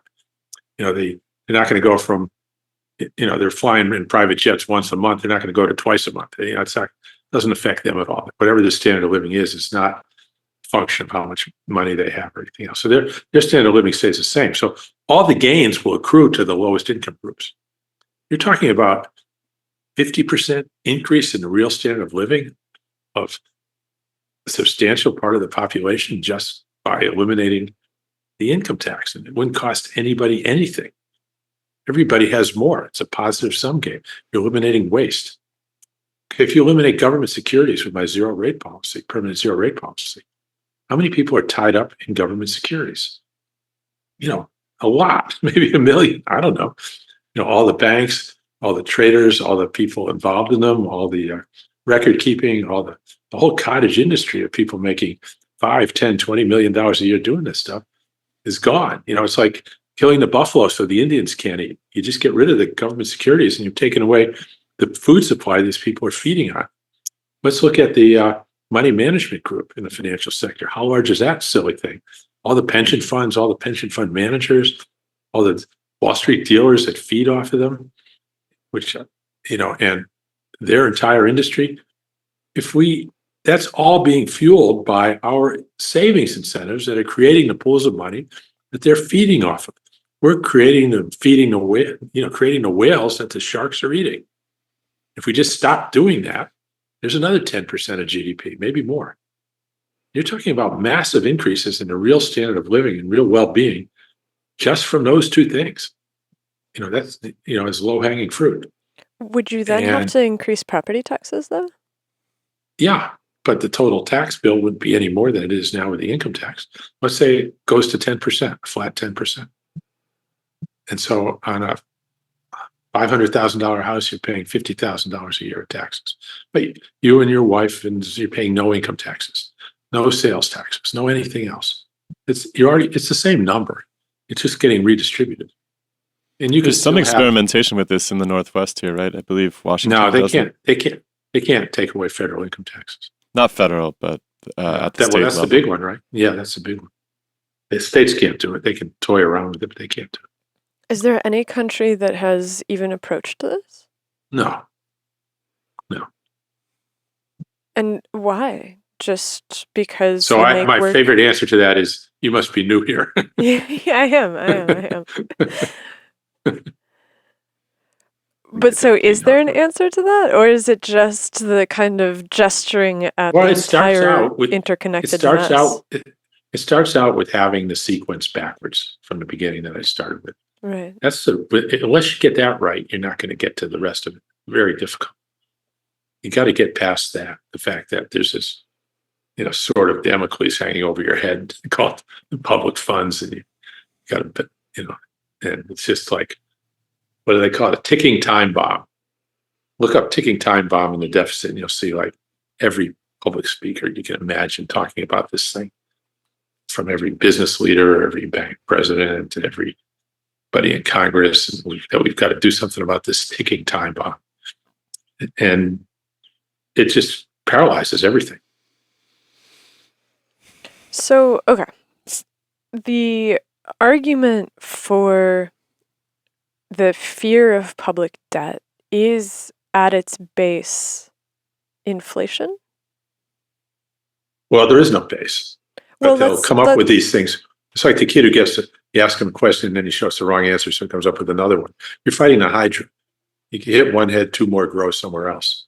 There are some people who will say inflation, then you put that away and they say, well, insolvency, and then if the debt grows faster than GDP, is unsustainable. And I mean, then they'll start showing these intergenerational budget models that have an implication of, have assumptions that they don't even realize are in there. So you can get to the end of it, but it's a process, especially if it's like a Wharton professor, but you will get there. And if you sat me down with somebody like that, find somebody who thinks there is a problem. We'll have us both on at the same time and see how long it lasts. What'll happen is after all his answers have been shown to be wrong, and going, well, if people knew this, they just spend like crazy on free things and that would be inflationary. It's like, okay, either you believe in an informed electorate or you don't, right? And so they can always fall back on, well, we don't believe in an informed electorate. We think you have to keep people scared and stupid, otherwise the economy won't work. It's like, okay, I can't argue with that. So let's take apart your argument for why this doesn't cause inflation, because you said that the dots don't connect between Zimbabwe and Weimar. First of all, why it? What is it that causes or doesn't cause inflation? Public deficit spending. Mm-hmm. Japan's public debt is 260% of GDP. Ours is 130. Okay, Japan's had zero interest rates for 30 years, and Japan's annual deficit's been much higher than ours, and no inflation. Oh, Japan's an exception. Okay, well, we had that, after 2008, we had zero rates for 10 years. Well, that was an exceptional period. Well, Europe's had it for 10 years, so that's an exception. Well, I've started 3 currencies at universities, and they've had no inflation. Well, there's small economies. And, there's always like excuses, okay? But we've got every example out there you can imagine, or just massive examples showing that these things are not per se inflationary. And, yet the confirmation bias turns them into, well, it's a special situation. It's because the people in Japan are really frugal and all this stuff. It's just complete nonsense, of course. But go ahead. Let's go to Zimbabwe. I think that cultural effects do play a role. Let's go to Weimar. Right? Let's go to Weimar Republic. Okay. So they lose the war, World War I. The Treaty of Versailles puts huge war reparations requirements on it. And they have their GDP has collapsed because there's nothing there. And they are forced to deficit spend, which any country can do, sell securities, because it spends first and then sells securities. So whether they know it or not, they can all deficit spend. Even in Zimbabwe, even in the worst Latin American inflations, they were all selling securities to offset their deficit spending. So the argument that they were monetizing and all that is not causal. It had nothing to do with it. Every one of them had government securities. So Weimar would spend, deficit spending of 50% of GDP. And they do it to buy foreign exchange. They have to buy they have to buy francs, they have to buy pounds, they have to buy gold to pay their war reparations. They have to do it every month. When they bought this stuff, they were basically what you casually call printing marks, deficit spending, and then afterwards selling securities. So they, quote, weren't monetizing, but it doesn't matter. They were deficit spending in excess of taxes by 50%. So that would be like our deficit is 6% of GDP, multiply it times 10. So if we increase our deficit spending from 2 trillion this year to 20 trillion or even 15 trillion, I have no doubt in my mind that would cause, we would drive up prices. We would have inflation. We'd have a continuous increase in prices for as long as we continued to do that. And that's what happened in Weimar. They were forced to deficit spend roughly 10 times what we're doing now. And that drove up prices until they stopped. When they stopped under the new guy, then the inflation stopped, which is the other myth about inflation. One false move and you've got Weimar and there's no end to it. Everything disappears. Well, it doesn't disappear. It just keeps going until somebody stops doing it. Argentina had a wild inflation going, thousands of a percent, the last few years. This new guy comes in with a chainsaw, cuts soup kitchens and all that, cuts the public debt, what they call the primary deficit, but initially doesn't touch the interest expense. They were paying 200% interest rates. Do you know how much deficit spending that is in pesos? That's what was causing the inflation. After a while, it took them a month or two, they started cutting interest rates. And then the inflation came down because that component of deficit spending came down, and that was their largest component. So they've cut rates from 200 to like 40, and the inflation's come down from like 200% to 40% or something like that. I don't know what it is so far. And if they figured it out and they bring that down to zero, then they will have eliminated their inflation problem. They still got a lot of other problems, but that particular one will be not eliminated, but they'll be down to, under 10%. So you said something interesting in there. You said something interesting, which is that if we were to spend proportionally as much as Weimar, we would see inflation. That's right. So I think so. That would be my forecast. So then public debt does drive inflation, or there's some other... Well, not the public debt. The public debt's the residual. That's when you add it all up, that's how much we spent more than we taxed. What does it is the deficit spending. When we spend, instead of $7 trillion, we increase our budget to 27 trillion and leave the taxes at 5. That increased spending going from 7 to 27 will drive up prices. And so you're confronted by two factors. So you're confronted here by two factors because people seem to like, for example, stimulus payments. There's a lot of talk about UBI, and UBI would come from the government, as you say, in common terms, printing money. Yep. And so that argument is that if the government prints money in order to fund these sorts of public programs, then it would drive inflation. And so you do so you got to say these sorts of public programs. Public employment's different from UBI, very, very different. Yes. UBI would be, if in Pompeii they said, all right, the tax is going to be 20,000 coins a year and we'll give everybody UBI at 20,000, they'd never be able to hire anybody. But if they say the tax is going to be 20,000, we have jobs that'll pay 20,000, they're going to have all those people working for the government. So it's a very different thing. UBI takes away your ability to provision yourself. And what's the alternative? What's the full employment alternative that you imagine? Well, the full employment alternative would be like Pompeii saying the tax is 20,000 coins on everybody's house. And we'll give anybody a job in sanitation or public service who wants a job. Anybody who shows up. Now, everybody's not going to show up because that might be a spending of 50,000 coins, and the economy doesn't need that many coins. The value would be lower to the point where nobody would bother to do that work. It would be like really low paid work. So the market forces sorts itself out where the actual deficit spending is equal to the actual savings desires. And that happens in every country in the world every minute of the day. You can see it in the data. And so do you think that during 2008, where there were all the bank bailouts, do you think that made a massive contribution to inflation that we're seeing now, or do you think that those things are disconnected? Because it seems like that would be the mechanism where money every year is disconnected, because if there is what you're calling inflation, like we had. Prices are higher. We've now had that adjustment in prices. Pompeii's decided instead of paying 10 coins for a worker, they're going to pay 12. Well, now that adjustment ripples through the economy. Now that's your starting point. Now, inflation from that point on would be the rate of change from that point.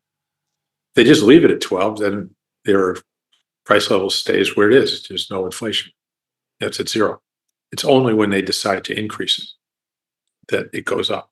So it requires a continuous increase in prices requires a continuous increase in government paying more for the same thing. Without that, it can't happen. And so when the government does pay, so when the banks are operating in a way that doesn't need a government bailout, the government spends X amount of dollars on supporting the banks. And then all of a sudden, the banks are insolvent and the government has to come in, print money in order to pay them. Well, the government didn't do that. That's not what happened. Okay. They didn't give them income. I don't think they gave them any money. I don't remember them giving them any money at all in the bailouts. Now, we had the TARP. Is that what you're talking about? Maybe. Hold on. Let me see if I can figure it out. I remember the auto companies getting bailouts and not the government, not the banks. I think they got liquidated and then TARP. FDIC took some. It was okay, TARP. All right, so here's my TARP story. I've got so much of this stuff. I was at the Fed talking to Jim Klaus, he might still be there, in monetary affairs. And we're talking about the TARP. This was shortly afterwards. And there were two things. The first thing is that was originally started for the government to buy troubled assets. It was a troubled asset relief program. The first thing I said is they're not going to be able to buy any troubled assets because a troubled asset is already marked to market. So if it was a loan that was originally a $100 loan and now it's only worth 50 cents on the dollar because of losses or something, risk, it's on the bank's books at 50 right now. They marked it to market. And so if the government came in to buy them at a price of 50, the bank's not going to sell it. It's not any better off selling it. It's already carrying it as an asset worth 50. If it has cash worth 50, the banks had no reason to sell it at the mark-to-market price. If the government paid them extra, sure, the bank would sell it, but the government wasn't going to do that. That would be a bailout to pay more than the thing was worth.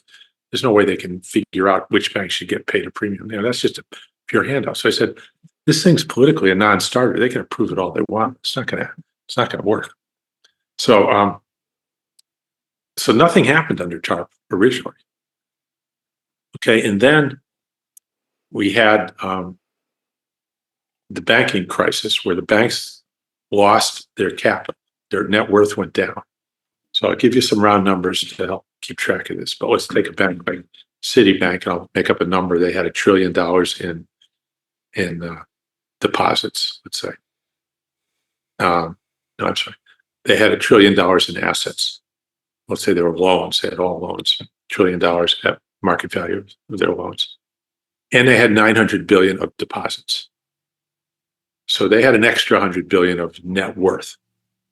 $1 trillion of loans that presumably they could sell or whatever.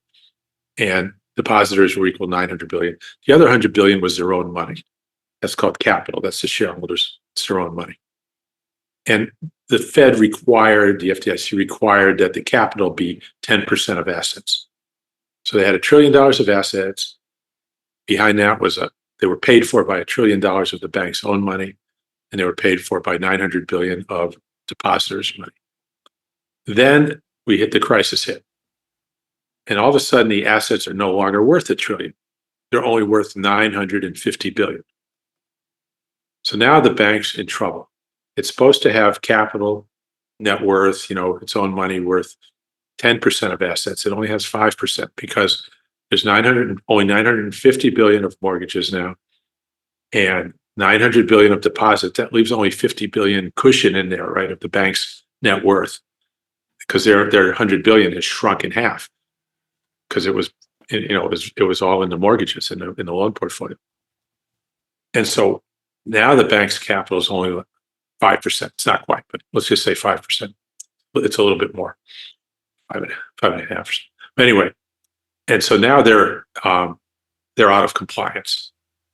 And Sheila Bair was head of the FDIC, and she starts up the bulldozer, and she's headed towards the Citibank building, in Manhattan. She's going to take it down because we got to demolish Citibank. They're out of compliance, and nobody knew what to do. Bulldozers are moving kind of slowly, but it's on the way. And so Paulson, I forgot, was it Dick Paulson? He's got this TARP money, $750 billion. He goes, wait a minute, I'll buy $50 billion of capital in Citibank. I'll inject $50 billion. That'll get their net worth up to $100 billion. It was at 50, it'll be up to 100. Then there'll be $100 billion of $950 billion of mortgages, $50 billion of my money, and $900 billion of deposits. So the FDIC is safe. They got their 10% capital ratio. So that went in front of Congress, and they turned it down at night. And stocks go down 1,000 points, 1 million people lose their jobs, all of a sudden. And somehow at 2 or 3 in the morning, it passed.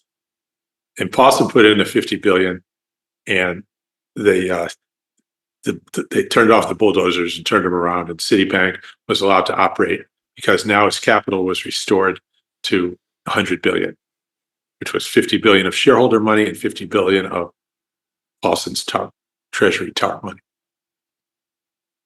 Got me so far? Following so far? Mm-hmm. Okay, so now let's look at before and after.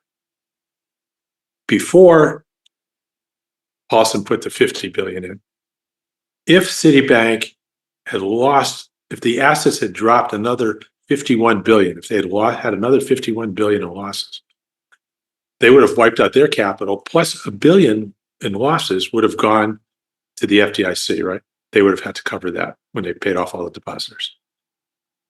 Okay, after Paulson put his $50 billion in, if they lost $51 billion, the same depositors would be wiped out. But the extra billion of loss would be Paulson's loss, the Treasury's loss, instead of the FDIC's loss. It's so what? It's both the US government. They're both funded at the Treasury. It's like nothing changed. Nothing in the government's risk profile changed. It's like the insurance company when whoever they're insuring is taking a loss to give them more money to cover it. It's their own money. It's just stupid. And it's like all they did, they didn't give Citibank $50 billion. They didn't spend any taxpayers' money, though they thought they did. And the arguments was that's our healthcare money. We shouldn't be doing this. Okay. All they did was allow Citibank to run with 5% capital instead of 10. That's called regulatory forbearance. So this whole TARP thing, bank bailout, was nothing more than regulatory forbearance. Citibank was allowed to operate with 5% capital with all kinds of terms and conditions, no dividend, salary caps, whatever. They could have done that by saying, oh, you know what? You just lost $50 billion. You only have 5% capital. Okay, we'll let you run with that, but under these terms and conditions. Mm-hmm. That would have been the exact same thing as burning up vast amounts of political capital and stirring up all this fear mongering over putting $50 billion of Treasury money into as capital. And it's functionally identical. Now, when I talked to Jim at the Fed, I said, I didn't hear this from anybody. I didn't hear it from Jamie Dimon. I didn't hear it from anybody in the banking committee, anybody from the Fed, anybody at Treasury. He goes, no, nobody understood it that way. They all had it wrong. There was no understanding that that's what they were actually doing. He says, you're right, but there was no understanding. Okay, so when you go back and use these examples, a lot of times these examples are misleading because they're it's a wrong understanding of what happened. It's not what happened. It's the headlines of what happened are not necessarily what did happen. And that's what the future narratives get based on these headlines. Well, the narrative in terms of the government giving banks this money is what happened. And you're saying that it didn't have to happen. Well, what I'm saying, it was functionally identical to regulatory forbearance. There was no more or less government money on the line because of that. It was just like a placebo or something. It was just something that was inconsequential to anything that might happen to the government or anything that might happen to the banks. It was a story that without substance. But it The contributed substance, to deficit spending, or you think that it didn't? well, that's a good question. How did they account for that 750? I think they counted it as a deficit spending, and then when it got paid back, they picked it up as a reduction of the deficit, which is also like, you know, fine, but it gives you another reason why the deficit per se doesn't give you the kind of information people think it does as to what's happening in real terms. It could be absolutely nothing happening of any consequence. Look, if the man on the moon wins the federal lottery, it's all deficit spending, and he gets $10 trillion, and he puts it into 1,000-year Treasury bonds and doesn't ever sell them or do anything. Like, what difference does it make? If it happened or didn't happen, it's completely inconsequential. So it's not that it didn't add to the deficit the way accounting works, but there's no consequence of, that should have any influence on any kind of policy. Like over a long enough period of time because it gets repaid. Yeah, well, in this one, even any period of time, there was no time frame where this mattered. It was just, putting a debit here and a credit there and a debit there and a credit there that was completely disconnected from, that had no connection to anything in the real world or anybody's finances or anything. Citibank was running with 5% regulatory forbearance under a different, a rose by any other name is still a rose, right? But if they were getting this deposit from the federal government, then didn't that change the deficit that the bank was running under? Because now they have the extra however many billion that they need in order to make up what they've lost. So is it really regulatory forbearance if they actually have the funds? So let's talk about outcomes of what might have happened next. Let's say they were to lose $10 billion. What would happen? They'd lose $5 billion of their own money and $5 billion of Treasury money. What would have happened under regulatory forbearance? They'd lose $5 billion of their own money and $5 billion of FDIC money. It's the same thing. It's just a different pocket of government. The liability moved from government's left pocket, the FDIC, to government's right pocket, the Treasury. Nothing from the government's consolidated point of view. Nothing changed. It just changed on the government side of the ledger. From Citibank's point of view, their capital is still in first loss position and still only $50 billion. Okay, that makes sense. So basically, what you're saying is that given the way that the government is structured prior to anything paid out over TARP, they're already on the line for insurance payments for any kind of further losses. Yeah, and they're the insurance company. Yeah. But if you're the insurance company and there's a loss and you agree to give the guy money so he can pay you for the loss, it's just paying you with his own money. What was the terms of TARP though? Like, did they have to repay with? Did they have to whatever they were? Whatever they were, they could have done that as regulatory forbearance instead of repaying. They could have just added it to capital, which is what happened. Or they could have put a tax on them. They could have said, "Okay, we're going to put 100% tax on your income until it gets to over the next $5 billion because that's the penalty for regulatory forbearance." There's 100 ways they could have skinned the cat and come up with the same thing without the facade of putting up money. What do you think was important about the facade? They didn't understand what banking or how it worked, so that's all they could come up with. That's what Jim told me flat out. He was a friend. He wasn't like trying to cover for anybody. He's senior officer at the Division of Monetary Affairs at the Federal Reserve Bank for 15 years or so. He's a really smart guy. We used to review all kinds of stuff like that. We never had any dispute over how anything worked. Okay, everybody at the Fed at Monetary Affairs knows exactly what I've been telling you, how all this works. They knew the sequence. They say have a different word for it. We can't do a reserve add without a prior reserve drain. I'm sorry, we can't do a reserve drain without a prior reserve add, which means they have to add the money to the system before payments can be made. They have to sell the movie ticket before they can collect it. I mean, that's their job that they do every day. It's just routine for them. It's a routine job. I talk about it. It's like, oh, wow. Oh, yeah. What is this? It's their routine job. It's what they do. And so, yeah, go ahead. Well, so if inflation does go up, so with TARP, you've made. Say it this way: if the price level goes up. If the price level goes up, so the price level goes up. Is there some way to then bring it back down? Is that a goal that you should have?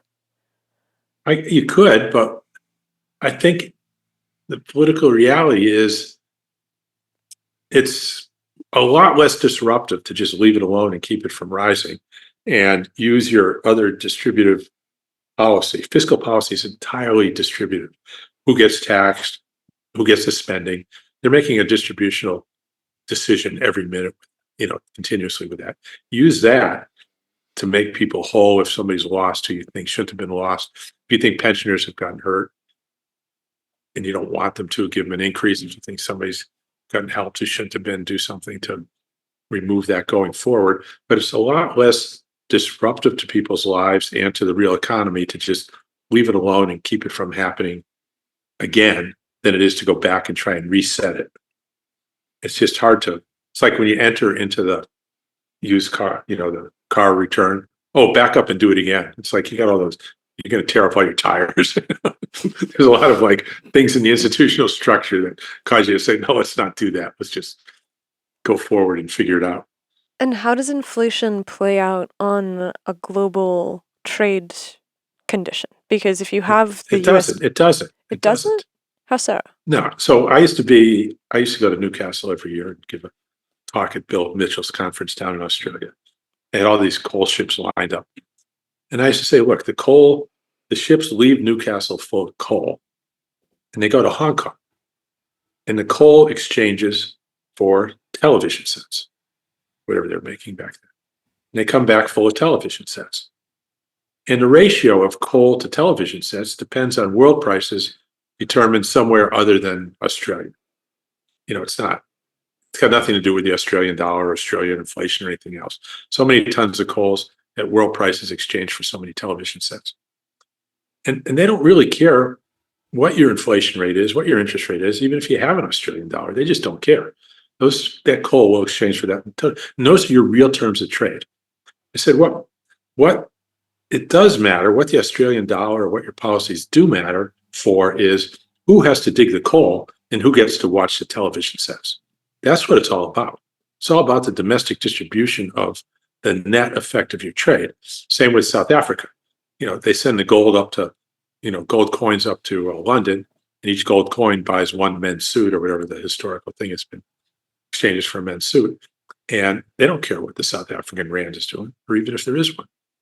What that's important for is who has to dig the gold and who gets to wear the suit. These are all domestic distribution of the the real terms of trade, the real consequences of foreign trade. And that's lost in all the discussion. And, and when anybody starts talking about trade and balances and everything, you got to stop them and say, all right, in real terms, let's look at what's happening and where you want to go and whether it's a problem or not and what you want to do about it. And it immediately defuses everything they've been talking about, like the whole thing.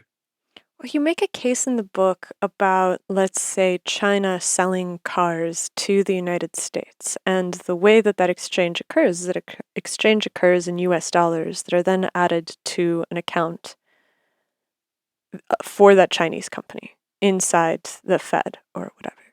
And so as long as the United States can continue to pay in dollars for those goods, then it holds. But what if China starts to demand payment in yuan? Yeah. And then the US dollar, which has lost... It's not about whether the US can pay. It's about what China wants in return for its cars. Right. Yeah. And if they decide they don't want to sell cars to the US, then we're out of luck. Everybody decides not to sell cars to Russia. Russia can't have any cars for whatever reason. It doesn't have to be because of the currency. That's what sanctions are all about. If Russia decides they want, rubles for their oil, first thing that happens is they can't sell it because nobody has any. They figured that out pretty quickly. And the value of the ruble starts going up because nobody can get any. They're not buying anything with them. That surprised everybody that when we cut Russia off and didn't allow them to import, the ruble went up. Well, of course it goes up. I mean, how could it? That's what it's all about. Because they've lost sight of these things. This is Janet Yellen and all these famous people making these, really, I'll call them moronic, in the not trying to be whatever sense of the word. It's just like nonsensical statements, that's like show no understanding of actual markets or what's going on, behind the headline rhetoric. And so, yeah, why does China it's not the government, the corporation. The government will then buy the dollars from the corporation. Why do they do that? Why do the great exporters like China and South Korea and Japan have all these U.S. Treasury securities? Because that's how you target a nation for your exports, because you want to export to them. You want to make real goods and things and give them to somebody else. Well, why would you want to do that? Well, because it's of personal interest to the entities in charge. The exporters are a small percentage of the company, maybe the employees and the owners, but they're large and they have political power, and they support this export-led growth narrative that the IMF is also supporting, and it's been supported for a long time as a vestige of the gold standard, which was a fixed exchange rate system where the winner of the game was the one who got the most gold. It's called mercantilism. Whoever has the most gold wins. And the US went into World War II with more gold than anybody in the world. Unfortunately, we had no planes or boats or soldiers, and it took us 4 years to catch up, right? But we had the gold. There's a game we used to play as a kid. You can only do it once to somebody, a gag. It's like, who can touch the other person the softest? And I say, you go first, and I put my hand out, and you touch me as soft as you can. Then I hit you as hard as I can and say, oh, you won, right? And that's the way these guys are playing the trade game. Oh, who can export the most? Oh, you win. Boom. It's like, and that's what chapter 5 is about in my book. And how that shows that the exporters and their export narratives are in control, and they may even be sincere about it. It certainly helps them. And you've got the business schools and everybody else behind it. I'm not, and I think I know those people.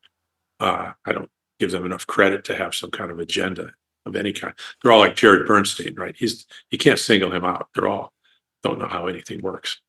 And at least in my 50 years of meeting these people, that's how they've been. There've been a few sharp people, but not very many. And I guess so one of the fears that I've heard about inflation is that if the value of the US dollar falls, and then let's say the exporting countries that have the goods that we want have economies that are stronger than the United States, then we're at an immense disadvantage in terms of our buying power, because we want the cars from China, but we can't afford them anymore at the value of our currency. And presumably we have to print more, and so it creates this accelerating cycle of wanting things that we don't have. And so it's sort of like almost like quasi reparations, or like the conditions are similar to the reparation conditions in the Weimar Republic, where you're having to purchase foreign currency and print money in order to be able to do that, which gradually drives you deeper and deeper into this hole where your currency isn't worth as much, because the other economies are doing better than you. Yeah. Now I could go back to the beginning and unpack each step of the way. You can see it's like one thing piled on another that, the foundation is made out of sand, quicksand. So I don't know where to start. Do you have an example of that happening anywhere? I mean, a better example would probably be chipsets and computer manufacturing, which isn't done domestically. Okay. So look, there are strategic considerations where, and there are foreign monopolists of things that you want. So I think oil is a good example where, we burn 20 million barrels a day and we only produce 13 million, even though we're the largest producer. We're still short 7 million, which we import, which is product. You burn product, you produce crude oil. So, but taken together, we're a net importer. And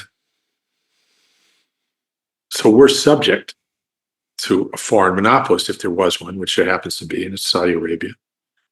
And there's not much you can do about that.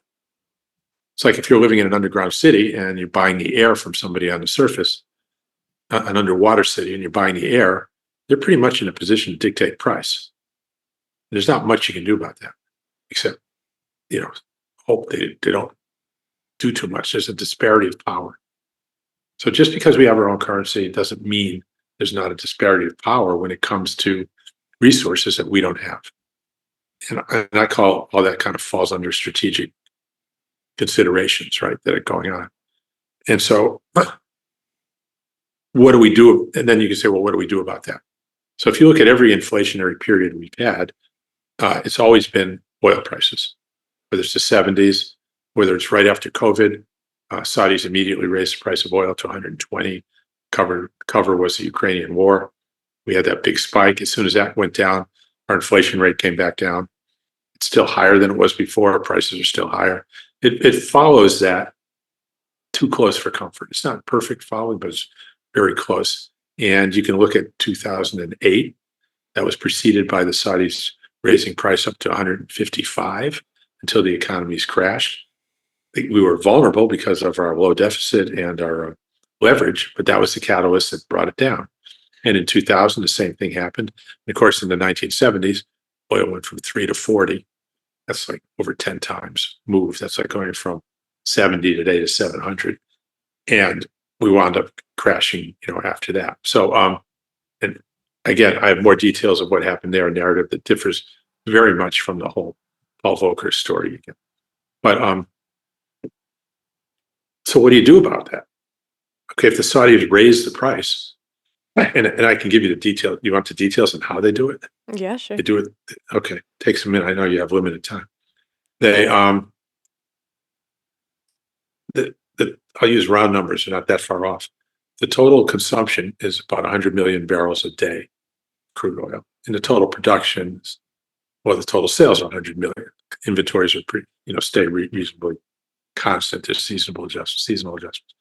So it's 100 million produced, and the only country with excess capacity that could raise their production tomorrow is Saudi Arabia. They could go from 9 to 11, let's say, an extra 2 million if there was demand.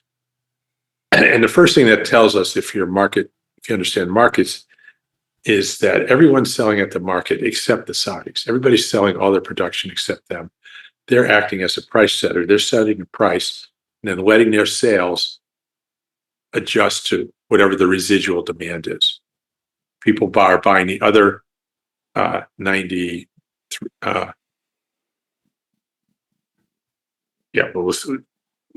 I think they actually export about 7 million. So they're buying the other, and so we'll assume Saudis aren't using any of their own oil, just for this example. They buy the other 90 million first, or 91 million, whatever the price. But then for the last million, they have to come to the Saudi. The last 9 million, they have to come to the Saudis. So they have their total of 100 million. And you only have two choices. Either pay the Saudis price, or you have to shut your lights off at 3:00 in the afternoon, right? Because you can't change your consumption on any given day. It's all rigid. It's not a market that's infinitely flexible, would be needed for prices to be able to adjust like they do under perfect competition. That assumes infinite buyers, infinite sellers, and adjustments and all that. What we have in this market is kind of a fixed demand every day of 100 million, which can't be modified. Somebody's not going to not drive home from work until the price of gas gets really high on his way home. Okay. So it's kind of a fixed demand and excess supply. It's 100 million demand. There's 102 million in supply. If you just let supply, they just tried to sell the whole 102 million, the price would drop low enough till somebody stopped producing. And if the Saudis didn't sell their last 10 million, the price would go up to whatever, 300, 400, 500, until somebody didn't drive home from work, whatever it takes to cut consumption that day. So it's called inelasticity. In the short term, it's inelastic. The supply and demand don't change. So it would be simple enough if the Saudis just said, we want $80 a barrel. And then that would be what the price was. Because you couldn't buy it. You couldn't buy that last so many million that they sell at the end of the day if they, from anybody else. It's not there. It doesn't exist. We have to pay that price. If there was enough supply elsewhere so we didn't need their oil, then the price could drop. Okay, and the price can't go higher than that because they'll sell as much as you want at 80. They've got 2 million extra supply. The world can't take that one day. It can take a few 100,000, but they can't. So the price won't go above 80. So they would just set the price at 80. And I'll give you another analogy in a second, but I'll finish this one now. But they don't do that because then they'd be accused of price setting. But that would be the way a normal swing producer would set the price. And the Saudis wouldn't, they don't have much choice. They just try to sell everything like everybody else. The price goes to zero, which we saw a few years ago. It actually went negative when there was an excess supply. Okay, because at that point, the market didn't need the Saudis oil and everybody else just tried to sell everything and it went to zero. Now, Russia today could do the same thing. Russia can get any price for its oil it wants. It might sell a little bit less, but not a lot less, because every day the world needs 100 million barrels. It's getting 7 or 8 million from Russia. If it raised the price to 120, we either have to pay them the price or shut off the lights. They don't know that. So anybody thinks they're savvy as to how the oil market works is completely wrong. They're in the dark just like the rest of these people. Because the Saudis have thinly disguised their price setting enough for these people like Russia to not understand it. Because if they did, they would. Okay, and so they don't. So what the Saudis do is they set what's called their OSP. It's their official selling price. And instead of setting a price like 80, they set an incremental price over what's called a benchmark. So every day they publish benchmarks, or benchmarks are published like Brent North Sea crude, West Texas Intermediate, Dubai Light, or something. What these are reports of the price of that these grades of oil sold at yesterday. So yesterday's closing prices for all these different grades of oil, and there's an averaging in there to smooth it out, so it's not too volatile. But it's basically a report of prior prices. Saudi oil has a certain sulfur content, so it's worth either more or less than any one of these grades. If the Saudi oil has more sulfur than North Sea Brent, then it's worth a little less. If it has less sulfur, it's worth more, because sulfur is there's a cost to refine it out of the oil. Okay, so there's a fair price for Saudi oil versus these where you'd be indifferent between buying North Sea Brent or buying Saudi oil. If the Saudis set their price at a premium to that fair spread, let's say a $2 premium, let's say the fair spread happens to be zero and they set their price at $2 above Brent, it sets an upward dynamic in place for price. Because now nobody's going to buy the Saudis at $2 over Brent because it's not worth it. It's only worth even. So they'll buy everybody else, but then from everybody else, but then at 3 o'clock in the afternoon, they have to start looking at this Saudi oil, whether they like it or not, or shut the lights off. And so they start paying everybody a little more, trying to pay, they'll start paying them if everybody was at 80 and the Saudis were at 82, they'll start offering them 80 and a half, 81, 81 and a half, 82. They still don't want to buy from the Saudis because they hate them. They don't want to pay their price. But then when they get to 82 and a half, they'll stop and they'll go and buy the Saudi one. Then they'll get their 100 million barrels and then everybody goes home. And the Saudis sold their oil at their $2 premium. And they set premiums at last month, and they've sold all their oil at that premium. The next day, where is Brent going to be? Well, they look at the previous day's trades and they see it went up to 82. So, now Brent's up to 82. Okay, so now the Saudis are at 84. So the same thing happens again. Now, it doesn't take just one day because they have averaging and this type of thing, but it creates this relentless upward force. And you can see when the Saudi OSPs are at enough of a premium, there's this upward trend in the price of oil. You look at the chart, you can see it. It's like a straight line. And then it'll go down once in a while because there'll be a scare, peace in Gaza, Russians increase their this is like news in the world.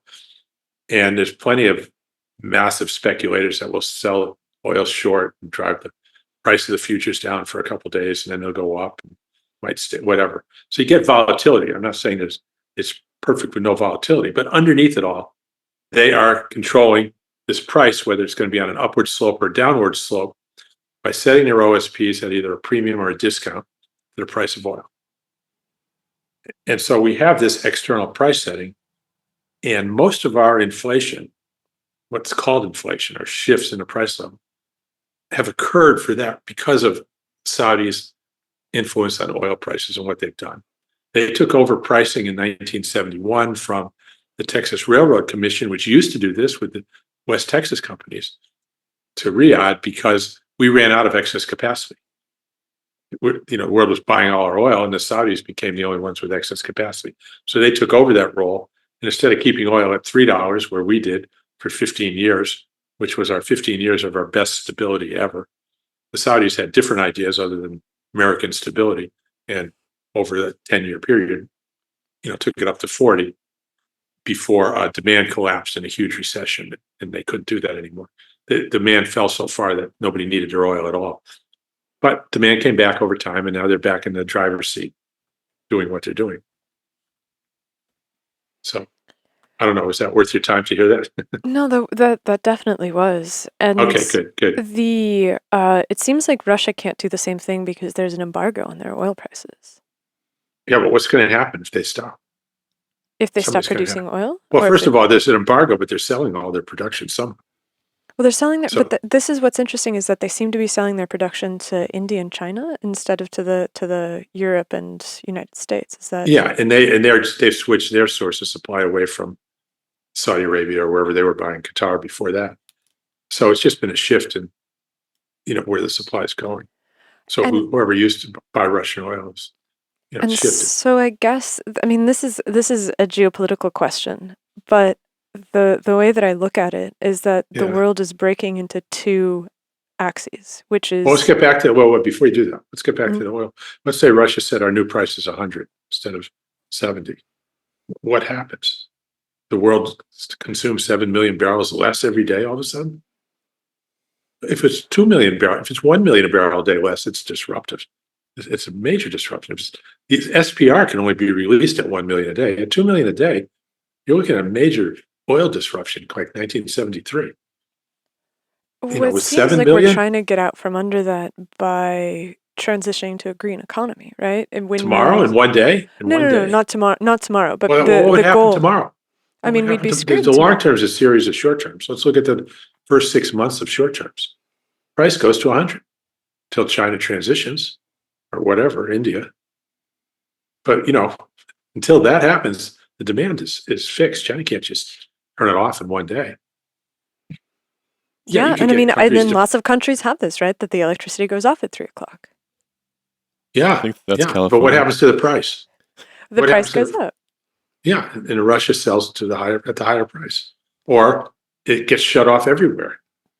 And what I'm saying is, if they knew that, they'd go to the higher price to see what's going to happen. They know they sell it to China, whatever they're already selling, because China would pay the higher price because everybody else would be even higher. But isn't this like a basic of market economics, like that Yes, Russia economics could 101. So right? like, If you and have you're saying that Russia price. doesn't know? They don't know. There must be some other factor that's preventing There's them no from just not knowing. evidence that anybody other than the Saudis know this. I've watched interviews, I've watched everything to see if somebody's going to figure this out. They do not know this. How is that possible? That just seems so How could they not know fantastic. government's money to pay taxes comes from the government? Everybody in the Fed knows it. How do they not know this? I mean, How do they okay, not know that? How do they not know that it's better to receive than to give? Economics is the opposite of religion, right? How did they not know that exports are a cost? Very dark. I mean, How can they not know that if everybody saves, the economy goes to zero, that they're creating the need for deficit spending? It's been around for 400 years. How can they not know any of this? How can Jared Bernstein not know why the government prints money and borrows? I mean, I think that I can at least excuse by saying you have to do a thought experiment that returns you to initial conditions. You have to have higher order metaphoric thinking, and perhaps you're not interested because of, like you said, it was cause of panic in the foundation of economics, and people are really good at not looking at things that are inconvenient for them. So, like, let's say that that's the aspect of human nature that prevents them from looking at this. But the idea that Russia isn't looking at their balance sheets and saying, hey, this is what oil sells for, everybody needs it, everybody's desperate, we could just raise the prices, that just seems bananas to me. It does. But watch what they do with the ruble. Look at what they do with their monetary system and their economy. They can't possibly know how it works. It's just not possible. Do you think that it's maybe Otherwise, that they look trying more to like China. China has a much better idea of how the monetary system works than Russia. Not perfect, but they're way ahead of. And Do that's you what, think that look it's at the difference. possible? Look at the difference. Why is there such a difference? Russia has all these resources. China doesn't have them. China's an importer. Look at all the, relative prosperity and development they have compared to Russia. It's not because Russia doesn't want to do that. They just don't know it. They just don't get it. And you don't Or think they don't that care. there's, Or they don't care. but I would assume more that there's like behind the scenes dealings between Moscow and Beijing that have set these prices as You know, opposed to. you can, yeah, well, you can, that's fine. I'm just telling you that they can set any price they want. And I look at the simplest answer, which is because I look for evidence that they actually know this, and it's innocent fraud, right? Which is worse, Well, so whether they're committing fraud or they're innocent. The innocence is more damning because it means they're not too dumb enough to figure it out. I They're not actually smart look enough at to it. figure it out. I look at it as being a signal of there being something that like machinations that we're not seeing, Well, right? Because and the maybe reason that that's okay. So we each have our confirmation bias here. sure, exactly. I definitely have. Shiloh's always after me for my conspiratorial mindset. Having met these people, and I don't know if you've met people who've gone to Russia to do business. If you can't drink 3 vodkas before, before dinner's served, they won't do business with you. Yeah. It's just a different kind of place, Yeah, I actually, I'm Russian. I was born in Russia, and Yeah. so So like you know that. they're a very different type of people. But the reason that I think that they might be doing something in the background is because I was reading. I think that it was Ed Conway just published a book called Material World, and Ed Conway, and he basically goes through and he looks at the 8 main resources that power the world, which is like copper, oil and gas, lithium, salt, and petrol, and there's a couple of other things. Oh, semiconductors. And the reason that this is relevant is because I'm like, okay, Cow manure. yeah, basically. That's Well, a knife. oh, you think so? Wait, why? Well, no, I'm just saying, people talking, Well, propaganda. The polite word for that is cow manure. do you think that why do you think that it's propaganda? No, I say that's one of the forces in the world. Oh, yeah, that's absolutely true.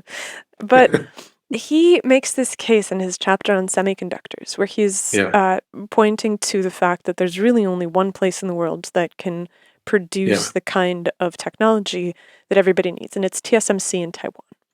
Yeah, and they rely on Danish machines to build them.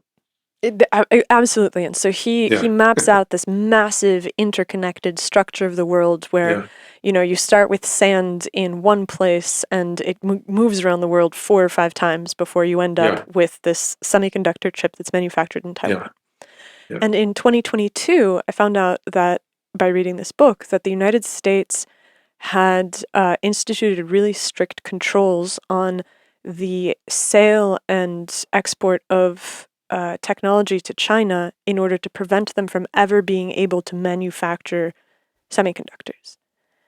And so if I take that and I look at China's announcement that they're going to probably invade Taiwan, and I look to see okay, Russia's not selling oil at $100 a barrel, but they're only really selling to China and India. To me, it seems like that's the coalescing of these motives of an axis that's breaking in the world, where you have a nation, Russia, which is being embargoed into dealing with China, and China's looking around and they're like, well, we need to be able to manufacture semiconductors. There's only one place in the world that can do it. We're going to take it over, and we're going to be the axis of power with Russia that can stand up to the bullying of the American economic system. Yeah, I mean, it's one narrative, but you look at the spread between what Russia sells to China at and the other benchmarks, and it's pretty constant. So when Brent goes up to 90 from 80, and Russia's price to China goes up by $10, maybe it goes from 65 to 75 or something. So it's they might have negotiated a discount, but not an absolute price. But with oil operates differently than almost any other resource, right? Because of what you say. Like, if you run out of bread, you can eat rice. If you run out of meat, you can eat tofu. But if you run out of oil, And China's so oil hungry for all of their production mechanisms Yeah. that it seems like this pivot at which geopolitics operates really deeply. Like after 9/11, No, the way I don't disagree. I don't disagree with that. I'm just saying that Russia's been able to do this for a long time and has never showed any sign of understanding it. It's not just 2 years. It's like been for 15 years or 20 years. Interesting. It's not like they just got this recently or something. Yeah. And same with other nations. And they've used the Saudis as their umbrella, because none of them want to sell less than their actual production. So they let the Saudis do that, and then just, in return, the Saudis, whatever, they don't like it, so they try and get the others to help. They've gotten Russia to help. A couple of years ago, Russia cut production to help Saudis, because if Saudis had just set the price, they wouldn't have sold enough to be able to. Their production would have gone low enough where we had to shut wells down. So they were at their minimum production, so they would have had to sell, at market prices. And so Russia came in and helped out. And that's when the price went to $20 a barrel a few years ago, where because demand dropped so quickly because of COVID, the Saudis lost control on the downside. There wasn't any demand for their oil, so Russia worked with them to cut prices to get them up. So they had some inkling that they didn't just say, "Oh no, we want to sell to China at a discount." And they weren't even doing that. It was before the embargo. They weren't selling to China at a discount before the embargo. They weren't getting any special treatment. But I'm not trying to discredit your narrative, but I'm just saying. No. I discredit away. These are just because we can talk about something else. But I'll just say it could be correct. I don't have any. But you're basically like they didn't do it even before the embargo. They might be immediate. They didn't do it before. Last, with China. Until the embargo, they didn't sell to them. That was a big switch to go to, especially India. They don't have any deal with India. Yeah. But for me, the evidence tells me that they don't know. They're not sitting with China saying, "Look, we can charge whatever we want, 120, but we're trying to get something going with you. We want you to invade Taiwan, so we'll sell at 60." They don't say. I can't. Maybe that's what happens in negotiations. I don't know, but I would bet on it. Fair enough. There's so many things I wanted to ask you still, but healthcare, Israel, Palestine, race cars. There's so much that we could talk about.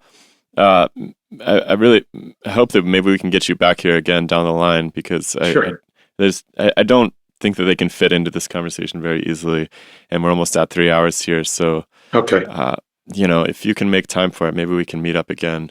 And so where does all this go from here? You're going to have other guests. That's the other thing. Are you going to run some of this by them?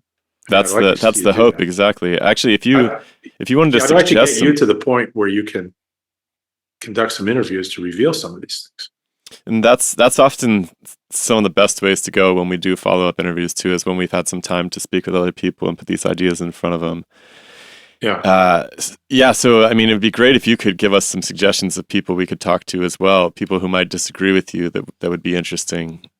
And people that you'd like to actually come back and debate with, because a lot of our best conversations are people that are on opposite sides of some question. And then we moderate the conversation, but they're basically each laying out their ideas, and then people can see it in action. Because when it's hidden behind, in private conversations, it's hard for people to parse.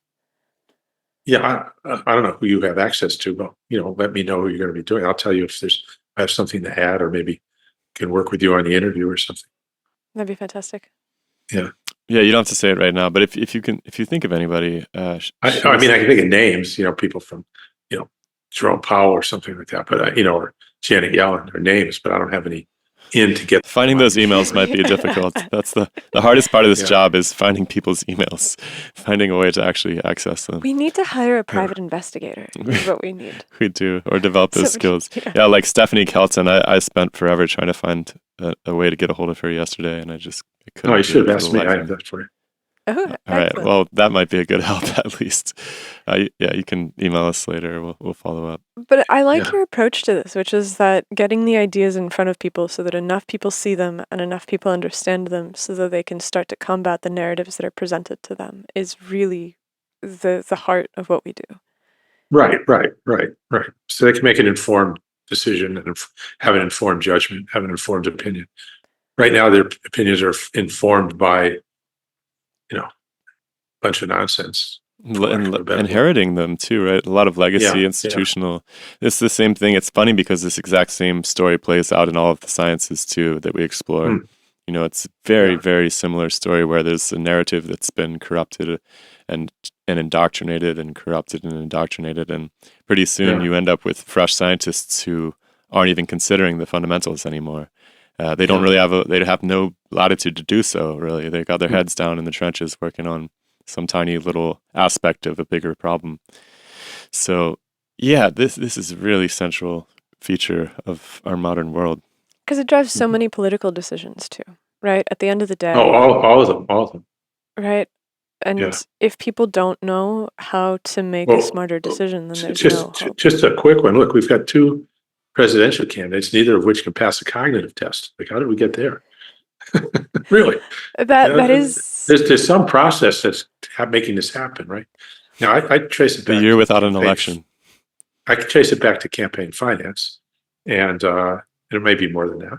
And my proposal's not unique to me, I found out, but where you can contribute as much money as you want to any candidate, but let's just say 40% goes to the opposition. Okay, and that just takes the money completely off the table. Takes it out of politics 95%, and moves us in a massive direction towards away from a lot of these problems that are getting worse. It just reverses them. But I can't get any traction on that. Period. 20 years I've been talking about that. It just doesn't. People love it, they like it, but it doesn't go anywhere. Yeah, like maybe to close, you can talk a little bit about what it was like running for office, where you have ideas that people like, but it seems like it didn't take, because that's the direct connection between theory and action. Well, it did a little bit because I was there to promote my idea for payroll tax holiday because we were still down from 2008 to 2009 crash, and this was 2010, I think, when I was running. And my idea was to just have a full payroll tax holiday, which for a husband and wife would have been $650 a month that they stop taking out of your paycheck. And instead the Treasury makes the payment so the accounting doesn't have to change for Social Security. It adds to the deficit. So it's a massive tax cut. It was probably $1 trillion a year tax cut. But it's going to people working for a living. And these are the people who are responsible for everything we have. Without people working at the power company, we don't have power. People working in the banks, we can't go buy anything. People driving the trucks to the supermarkets, working there, fixing the roads, teaching school. These are people working for a living, right? And so there's no moral hazard. It's not like you're giving people money to do nothing, so nothing's going to get done. This is like just rewarding people a little bit who are actually doing all of the work. So I saw no moral hazard in it. And what it would have done, this was in the middle of 2008 when I started for this, is allowed people to, when the crisis hit, would have allowed people to keep making their mortgage payments, for example, and their car payments. Okay. And the only difference between a AAA loan, mortgage loan, and a toxic waste loan is with the AAA, the guy's making his payment. With the toxic waste, he isn't making his payment. And we threw 8 million people out of work at the same time. And all of a sudden, people can't make their payments. Surprise. The banks are all full of this toxic waste, and we get everything that happened. And car sales went from 17 million to 9 million, and suddenly nobody can make their car sales, and everybody's out of work. And people can't make their car payments. With the $650 a month, people would have been able to make their car payments, make their house payments, and the financial crisis would not have spilled over into the real economy, and probably nobody would have cared. Citibank and Bank of America would have shareholders would have lost money, debit here, credit there, auction off the paper, new shareholders, whatever. But life would have gone on. People would still be going to work, making cars and driving them, building houses and living in them, going to work, grow food and eat it. That part of the real world wouldn't have changed. And yeah, there would have been some winners or losers, but it wouldn't have been anything like what happened. And the employment numbers would have stayed up the whole time. If somebody did lose their job, they would have gotten another job because there'd be enough aggregate demand to support everything. So it's pretty simple. But it didn't get done. Congress actually did nothing between the middle of 2008 when the problem started and March of 2009 when the first part of the too small stimulus hit. So that's what I was running for office over. Now, I got on Fox News, I got on CNBC talking about this. I got support from some of the other people they were interviewing who liked it too. And people heard about it, and it went to a guy named, I think it was Troy Nash, who I knew from UMKC, was a student of Stephanie Kelton. And he knew this kid named Ricky Love or something, who was a basketball player, was Obama, I think it was a basketball player, Obama's personal assistant, President Obama's personal assistant. And he liked the idea, and he told the president. The president liked the idea, and it got proposed, and it actually got passed. They didn't cut the whole thing; they cut 2%, which was still a fair amount of money, and it did increase people's income, and it did keep the economy from getting bad enough for him to lose the election. So in that sense, it saved him that way. And 2 years later, they repealed it because they were afraid of the deficit. But it turned out that I was told that that was the only legislation passed by the Obama administration on a bipartisan basis, and probably before or since, except they might have had some compromise budget resolution that had some bipartisan, but this was unanimous bipartisan. Everybody was in favor of this. So it is kind of interesting that these ideas that I have, that I talk to you about, are entirely bipartisan. That both sides, when they hear them, listen to them, support them, just like that, that legislation. Well, anyway, that's the reason I was running, was to get that passed. So it was a partial success, at least. And I love that. so I know you're out of time here, but I've got lots of stories like that.